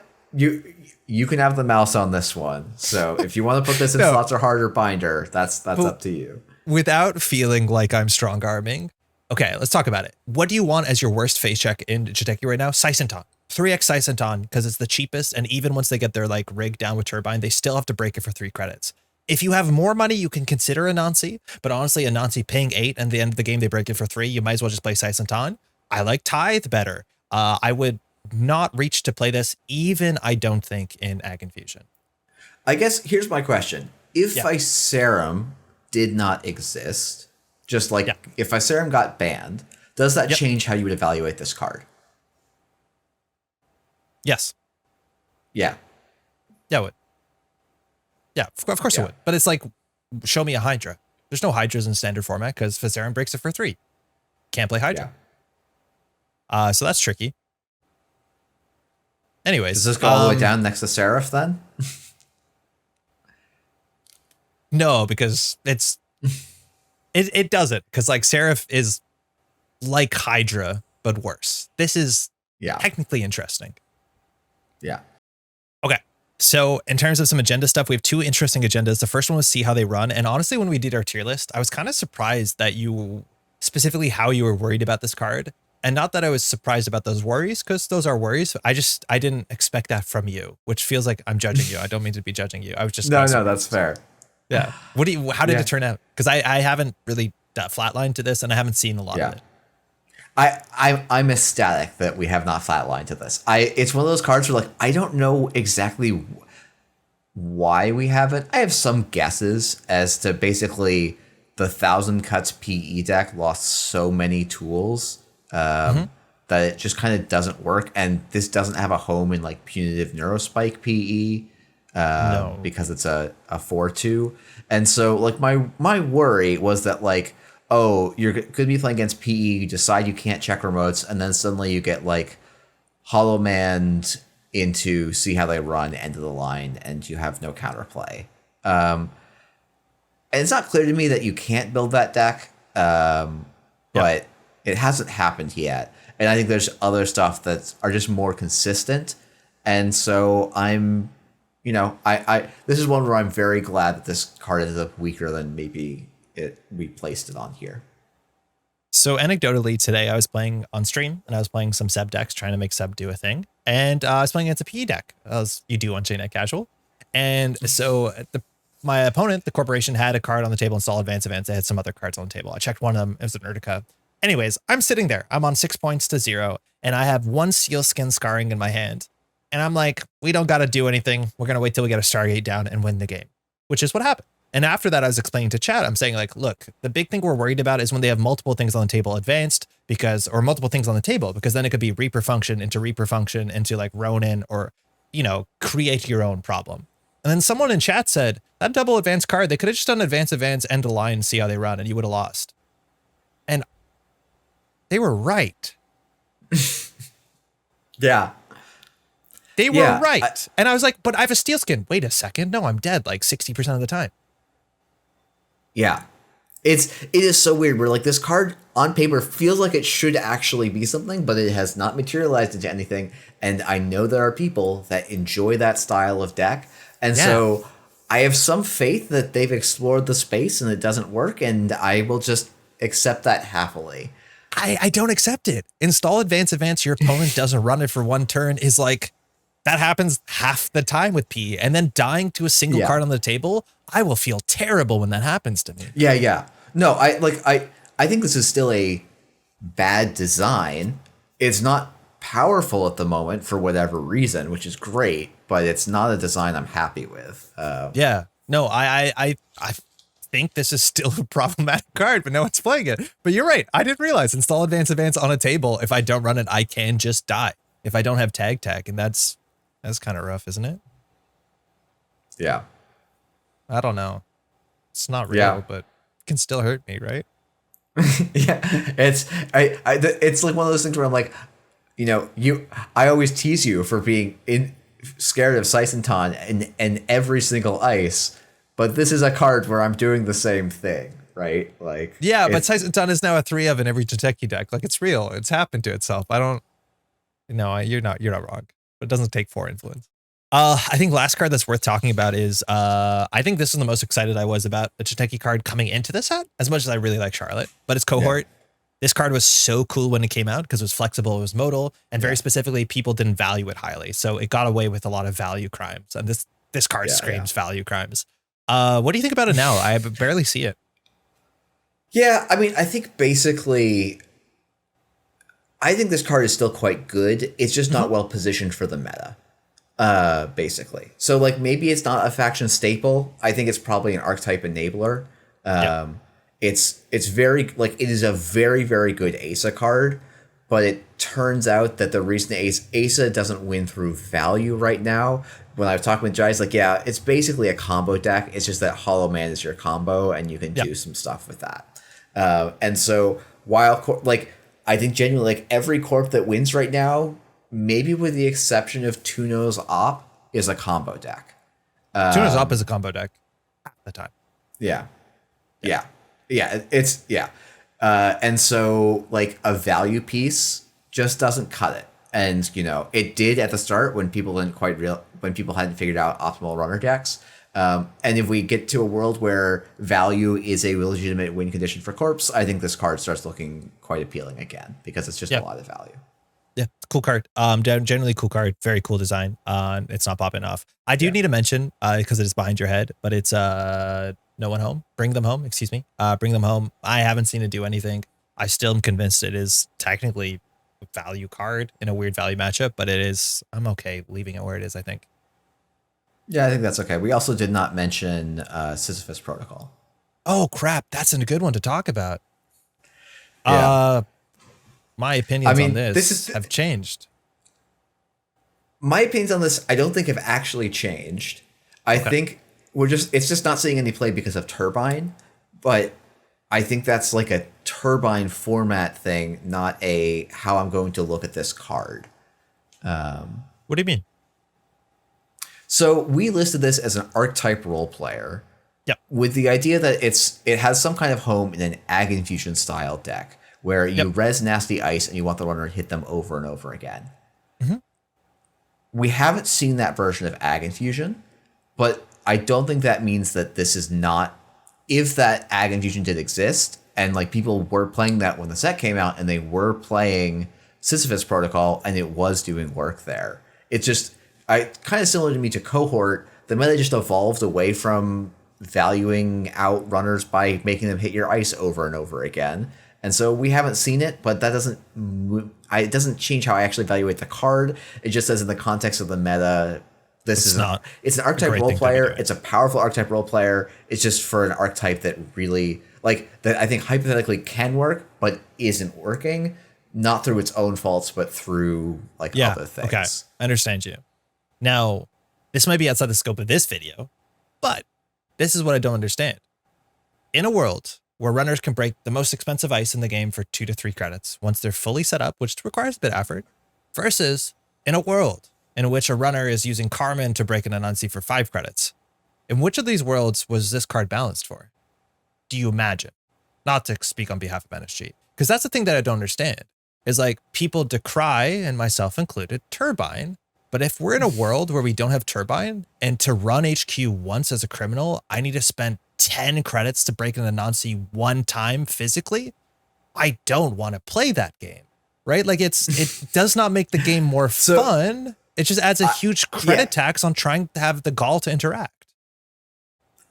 I don't know which one this was balanced for. Mm-hmm. It doesn't feel strong enough when it's just a 1 credit tax on a 5/2, right? That feels like it's an irrelevant card. So I suspect it was balanced with I need to Carmen to break an Anansi. But that also seems dubious for exactly the reasons you pointed out. So this may be a card that's like not in a balanceable state. Maybe there was some idea. Like, I don't see a world where Turbine can get hit and then we don't slide to a world where it's like, enjoy uniting through a Vampire Nasa for a turn, paying like 12 credits your first run, or whatever the number I should have made up more accurately.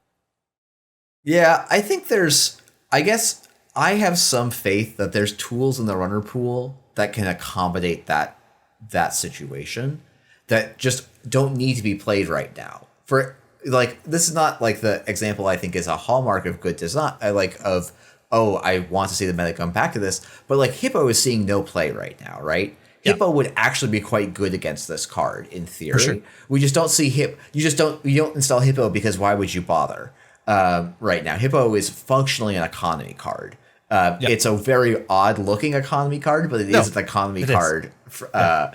And you don't need that economy card. You have more efficient economy cards. But in a meta where that's not the case, and Sisyphus comes out, Hippo starts becoming a relevant card again. I'm going to get... this is one that I say more for a laugh, but you could bypass that ice and then Capybara de-res it, and then, then you're cooking. Then you are truly cooking. But like for real, Criminal is one of the worst things that hit about this. Like the faction's identity is based off of running, and they literally cannot afford to run through ice unless, again, you've got D-res everywhere. Yeah. If you have D-res everywhere with Glacier, like it gets a mess. It's a mess. Yeah, I do think like it's funny. You chose Carmen, and I suspect somewhat intentionally, because they have no game into that style.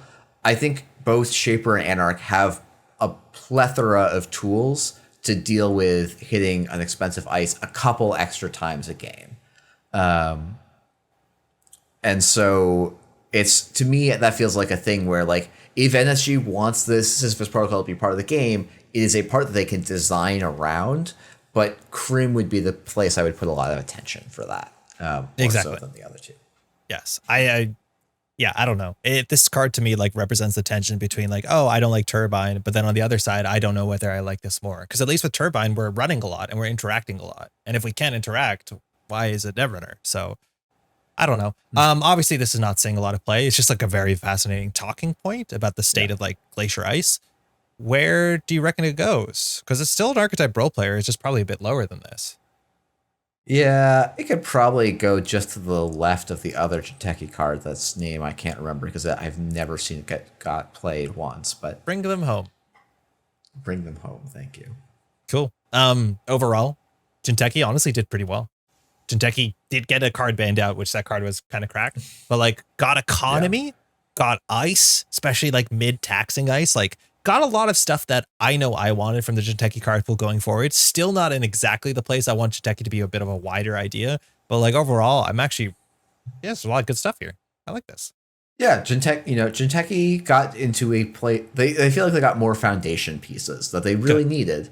And it's funny that like Charlotte does make a Taya feel like it actually has some okay legs to some extent. But I will nod and smile politely at best. As someone who's played a lot of Atea, hit us up in the comments with your cool Atea deck, because NBN is a fascinating spot, because between like the last 2 months ago, NBN, in the words of some other kind folks, pre-rotated. So Bologna got banned, and for those who are unfamiliar, Bologna was like the 5-3 agenda, and I say this not as an exaggeration. Every NBN deck for the last, since Bologna came out, was running 3 Bolognas. I think there is notably one big NBN archetype in the history since Bologna came out where that's not true, which was like, I think Kikai had the weird fast advance, all 2-1s, 3-2 decks and remotes everywhere. And that like, I don't think was a tournament placing. It was a cool card or cool deck. But like literally foundational to the archetype, lost 9 points of agenda suite. Yeah. Since the whole faction lost 9 points, like just gone. So since then, we've seen a lot of ways, and mind you, NBN is still doing well, as much as it's a more narrower card pool. Before that, I think it was probably the best faction at the competitive table. We're seeing a lot more acid matchups. Obviously, Oppo and Tag Punishment is still pretty rude. We saw Hyper Glacier stuff, and that probably wouldn't have held up today too well into like some of the Shaper stuff I think we're seeing, even if it had Bologna. But currently, like Asmari for the last week or so has been like one of the scary things with its kill combo that's trying to close the game out by like turn 3, turn 5. Overall, it feels like it's much a smaller faction. And so a lot of the cards here, their value is going to change because it looks like they really have to fit into a narrow suite. The weird thing about losing Bologna is it doesn't feel like it opened up other cards. It wouldn't be like we lost Obokata and then we learned Bacterial Programming and it took us a while. It's like a really cool Jinteki 5-3 that arguably could have been better in some of those decks. So far, and it's only been 2 months, it's not like the vacuum of Bologna has shown us like, oh, wow, cool, we can play King Making and we have a deck. It's just like it feels like every NBN deck came down sufficiently. And that's because NBN was classically balanced around the fact that we had access to Bologna. Now we don't. Yeah. I mean, it's funny. I don't know that there's that many cards that I want to really move around in the NBN, like, overall pool. There's a few. But, like, just NBN is just... I still don't really think of NBN as a faction. It has a gimmick, but that's not a faction. And, like, we've had that happen before. Presumably NSG is going to be trying to fix that with Dawn. It's a matter of time. Yeah. It's the next set will fix it. It just got fixed pretty aggressively sooner than hopefully waiting for the rotation, which the rotation might have fixed it. I don't think that any of these NBN agendas are doing anything to the competitive standard meta. I think they have to come back. I think those can both go into... Well, so Kingmaking saw some play in Arzon's deck, I thought. Oh, yeah, but that deck hasn't... Like, I like that deck, but that deck hasn't done anything since. It was a one-event wonder. It was a pretty cool deck. But it's definitely... a very cool deck. Okay, maybe this is charitable. It could be an archetype role player, I feel like. It doesn't... Like, I feel like if that card didn't exist, you could still play a fast advance combo NBN. I don't think but you it could. Does have a... with all the one-pointers? Yeah, maybe you can't. It's the best agenda of the deck. That's fair. Yeah, I don't think you can. Yeah. Yeah. Otherwise, though, for NBN, like we talked about Holoman, I don't have much else to say. Yeah, I think the rest of the stuff, I'm kind of like, it's so weird where it's like NBN as a faction looks completely different, but our card evaluations basically the same. Like, and I know we've said this before. Piranhas has performed, better than we thought. Piranhas is better than we thought. But I don't think it's an enabler, but it's better than we thought. That's for sure. I honestly think there's a chance that something like this could be argued. You can argue that. Yeah, I think I'm not as worried about optimizing those small placements for this kind of review, but yeah. Okay. Wayland is going to be cool then. I think we'll start really quickly at Nuveng because that was our new identity. I don't think to date I've seen a Nuveng deck that I'm convinced is better in Nuveng than any other Wayland identity. I think you can take most Nuveng decks we've seen, and Nuveng hasn't been like immensely competitively successful. I think we've seen more Nuveng placements, more than we've seen Seb placements, which we've seen some Seb placements as much as we've been harsh on Seb. But I'm convinced to this date, like I remember making fun of Alpi. Alpi was playing some Nuveng decks and we showed the replays and Nuveng fired twice. And like the deck was winning. It was like doing stuff in tournaments, but I was teasing Alpi about that. What do you think about it? Yeah, I think we got it in the right spot. It's a slots are hard ID, which is like a weird place to put an ID. I think it even though it's not doing anything now, it feels like it could have that potential, but there's just not a lot of operations in Wayland right now to make it juicy. So yeah, actually that's like one of the most notable things is like I find a lot of decks that people are playing in Nuveng, they're playing weird operations just so they have a modicum of operations. Like people are playing armed acid protection, and even in Nuveng, which is frustrating because it doesn't work perfectly with it, it's still like not as good as just playing an extract in most board states. So that's a bummer. But I also think we haven't seen the sort of Nuveng lists that have operations that you can play like tempo based operations. That on every turn you have an operation that's actually good. Like economic warfare is a 6-credit swing. That seems really good. And yet we haven't seen economic warfare Nuveng decks. It's one of those ones where I'm like, should we be playing like predictive planogram for 1 inch? Just like value, draw 3 and gain 2? Like that's pretty good, right? Like it's like the sort of deck where you want red level clearance to be less influence, where you would do the draw 2, gain a click while gaining money. Like it's fine. It's whatever. But unfortunately in other decks, like you see punitive decks, which are a bit inconsistent because of deck size, and there's a lot of issues. I mean, I think like, to some extent, like Nuvem, like we're not in a value court meta, and Nuvem feels like a value court because of the 50 card minimum. I think there's a world where if it was a regular deck size, it starts becoming an interesting combo deck. But I feel like, probably intelligently, it's made to not be a combo deck. And so it's really going to struggle right now.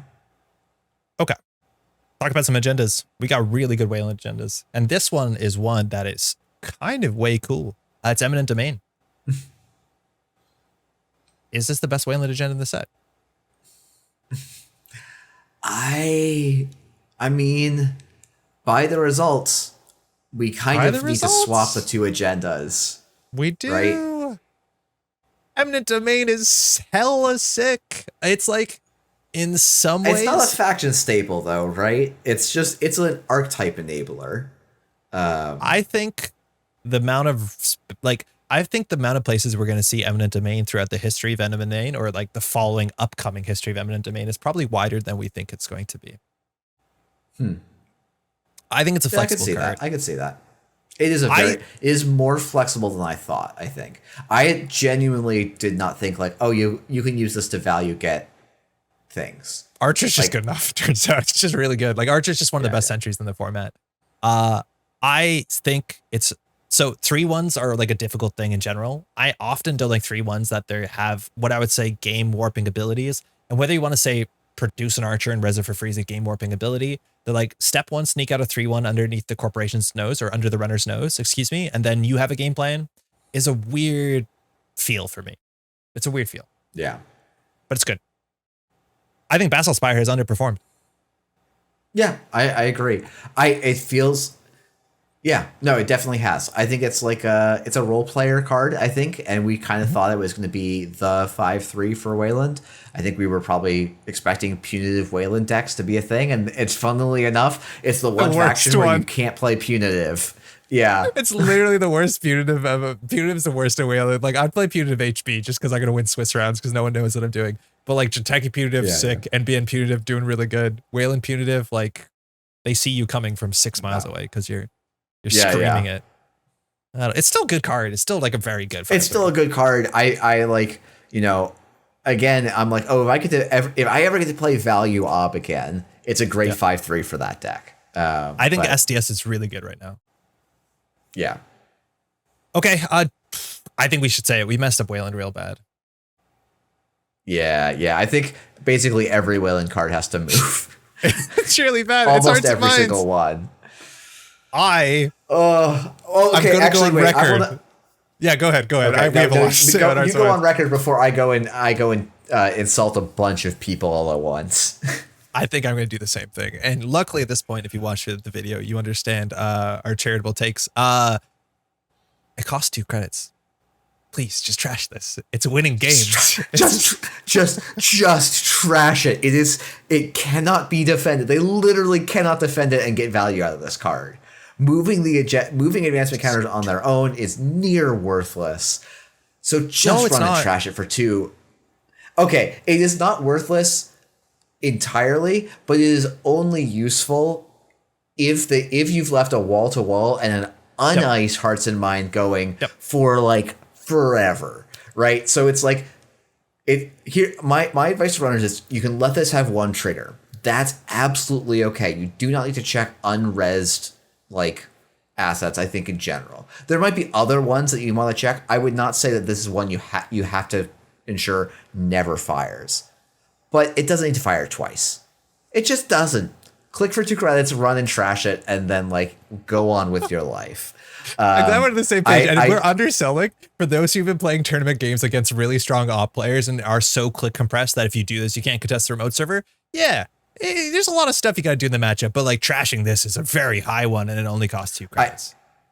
This is the like I actually made this mistake in the game and then just corrected mid-match, and I went, this deck's just like, if you just trash this, not every deck, I would say there are really good ob decks that Tuno won with and came second with, and like those decks are presenting real forks, but like just trash this card. It is always going like just trash it's just going to help you. It's just trash it. Like it's not that difficult to trash.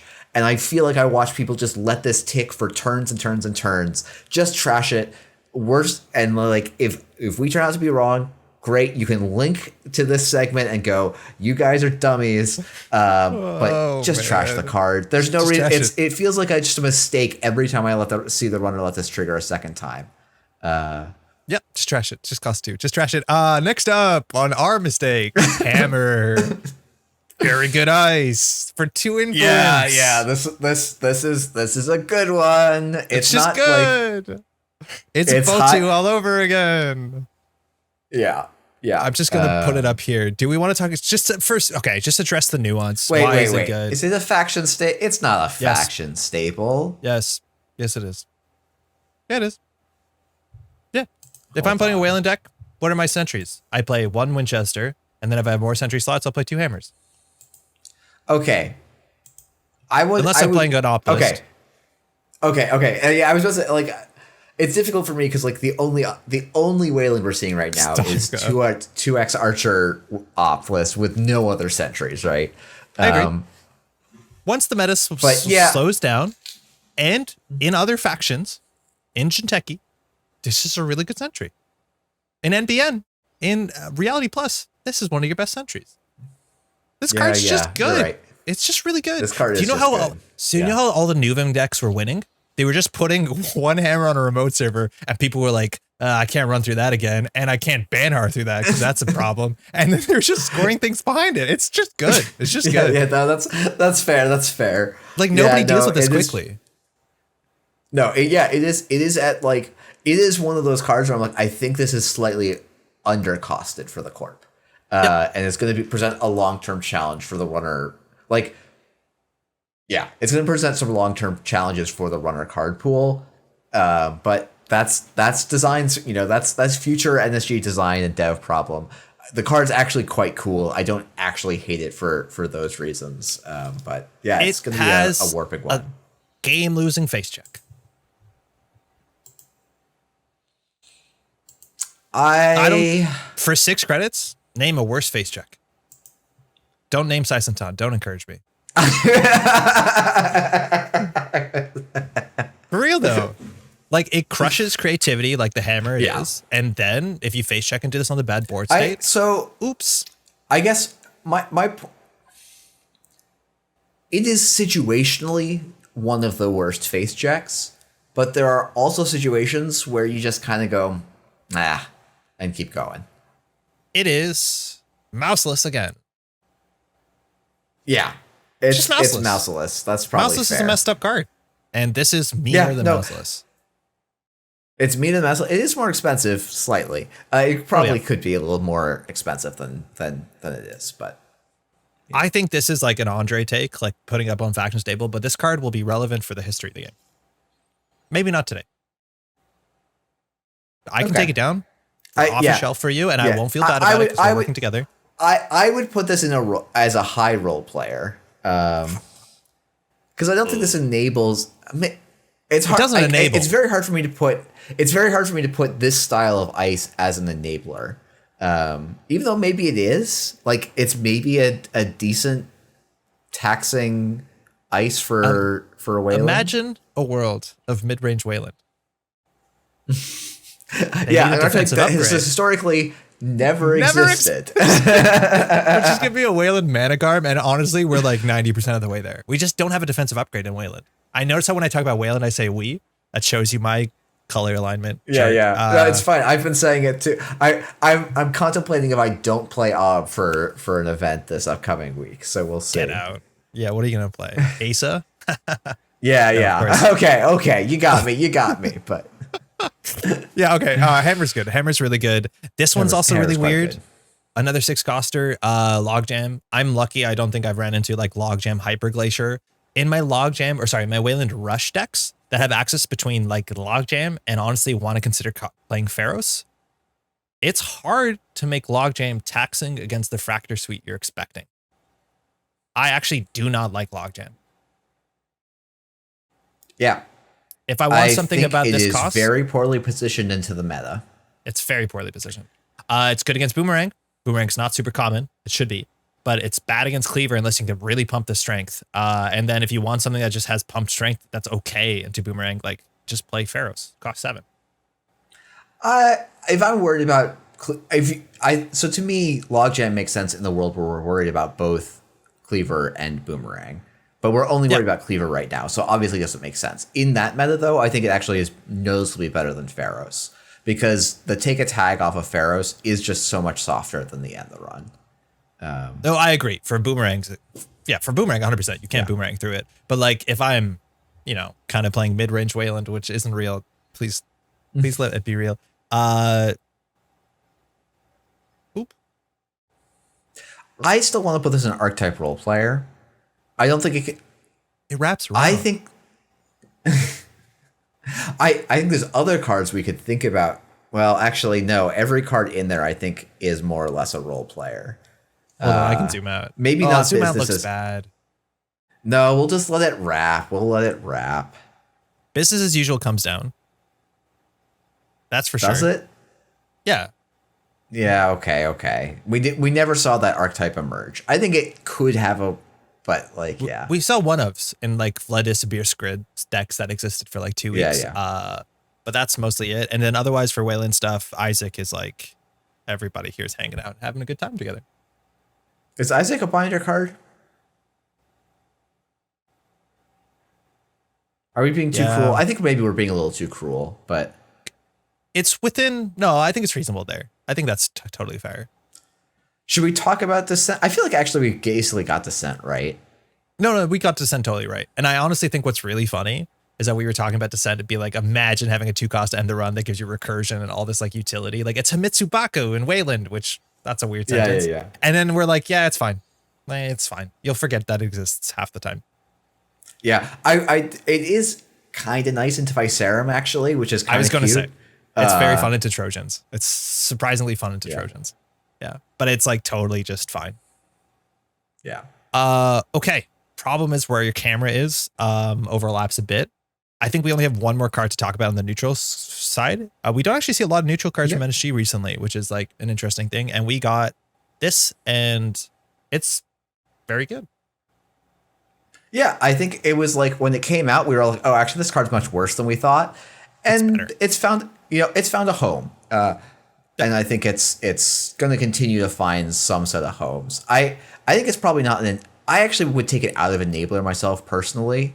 I probably am putting it into a role player, but I think if you want to play a rushy acid deck that on tempo scores to continue your recursion loops to push you forward, I don't think you can play assets op without this. I think most of the ASIC groups are staying afloat because this is such a big threat that it either generates enough value, push itself forward, or it slows people down because they're interacting with it. Like I actually do think it does a lot of lifting in those decks.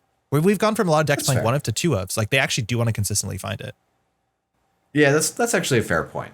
I probably am not quite as high on this still, but it's definitely it's a more relevant card than it looked like within like a week of the set coming out. And overall, let me tell you, as long as things don't get out of control, I really like cards that encourage you for scoring out. I think that's generally fun. And it is a must trash asset. I see it, I trash it because I know they're probably going to score in a couple turns. I can't let that fire because being behind because they score and then being further behind because of Rashida came back, they have to deal with it's a problem. Yeah. I've been rereading some old like Stim hack articles from the past, and the idea of win more being good in Netrunner. It's nice to see a corp win more card that feels reasonable. Yeah, but like still good for the corp. Like it feels kind of good for both sides. We're like, oh yeah, they've earned this, but also like, oh god, I have to deal with this as the runner, and like it's a very nice level of pressure. Have you as yet trashed a 2-coster yet? Not yet. That's going to be for my practice for getting ready for these op reps. It's sick. Stuff comes back. Let's talk about our last changes. Mind you, overall Wayland, kind of a big winner. Like Wayland doesn't seem like a wide faction right now in terms of the options, but like Wayland is very competitive, very interesting, and very fun to play as and against right now. I think Wayland is a huge success. Yeah, it's interesting because the sentiment when the set came out was like, oh, Op got no cards. No, they had Holoman. They loved Holoman. I still kind of think that the rush obs with Holoman were worse than the rush obs with Managarm, but then like all the rush obs just turned out to be obsolete anyway, so we didn't really get to find out who was correct in that argument. So rush obs out, but I'm now friends with Acid Ob. Yeah. Acid rush ob. But Facet ob. It's still that's the name of the deck. Rush. Yeah. I'm gonna make one change. Okay. Cool. I'll allow it. Nice. I'll see you at Candats playing my Thunderbolt deck. I need to zoom out. So 1 second so you can see all of it. Otherwise, I just don't like zooming out. All right. Overall, I think we're happy with our corp list. Honestly, our corp. Do we always say we didn't do bad? I feel like this one we did worse than the last one. I think I think we do always say we didn't do bad, and then we make a lot of changes and go, no, we were still directionally we were still right. We just made a lot of changes post hoc. Was it too far off? Basically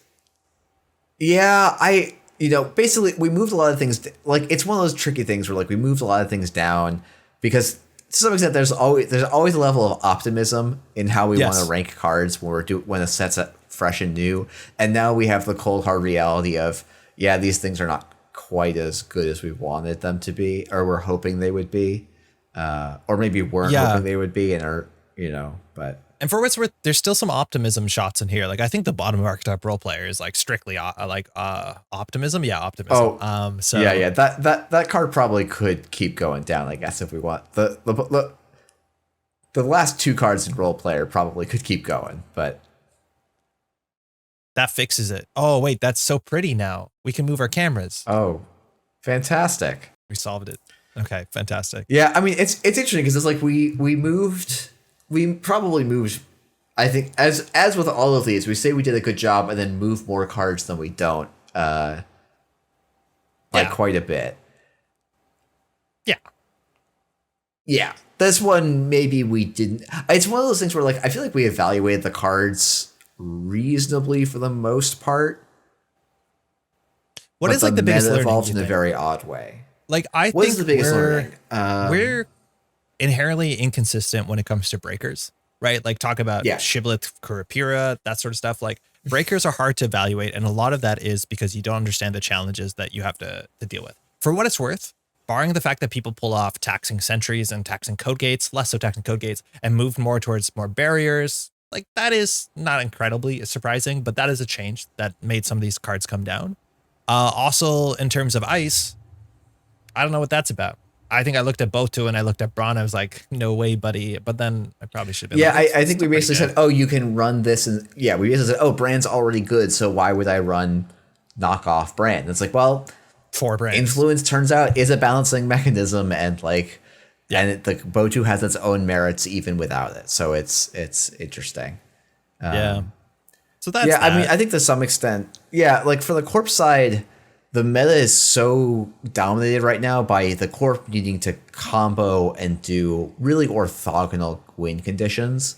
And so the cards that supported those best, we undervalued relative to how the meta has shaken out, I think.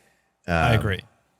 And then with Hearts and Minds, we just assumed people would understand that you're supposed to trash a 2-cost political, but they decided that was not a gameplay pattern they wanted to engage in. So I want to shout out, it's been 2 hours. We haven't said the word Epiphany Analytica yet. So back on track. Oh, was that the ID this set? Yeah. No, it was last set. It was last set.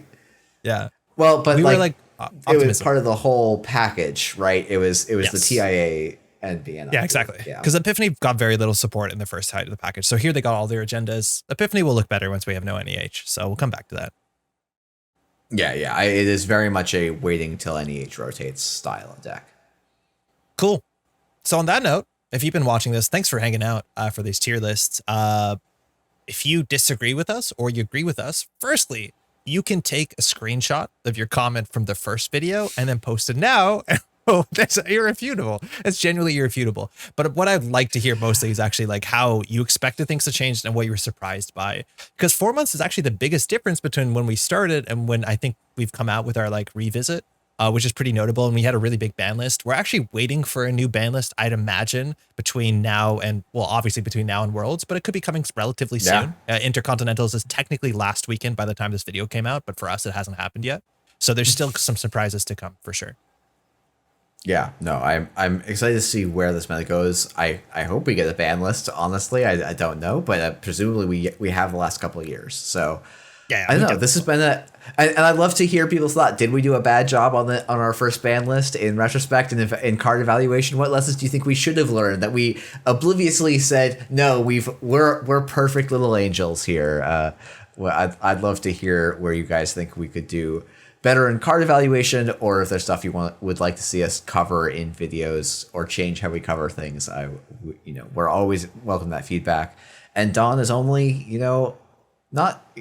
It's a few months away, but it's a bit away. It's we're always thinking about the next thing. So for sure. So super exciting. Mind you, it's definitely a fascinating set for a lot of folks, and the meta has been shaken up, and it's going to continue to be shaken up between now and the World Championship, which is coming up in just October. Jeff, I know I'll be seeing you there. On that note, Jeff, thanks so much for joining me. Always a lot of pleasure, a lot of fun. Thanks so much for having me back. Yeah, these are always a lot of fun. Yeah, they're just an absolute ton of fun. Like, I'm excited half the time just for new cards and half the time just to talk about them on stuff like this, which is a treat. So yeah. Thanks so much for watching. Again, if you want to see our original tier lists, 4 months younger and 4 months more naive, you can find that in the links below. Both Jeff has one on his channel, as do I. Runner and Corpse side are split up like that. And on that note, thanks so much for watching. We'll see you in the next one. Hey, thanks so much for watching Rebellion Without Rehearsal 4 months later. It is definitely looking different, but not different. I wonder if Jeff and I were more harsh on ourselves this time as we were before, but are we a victim of optimism? Were we just too hopeful?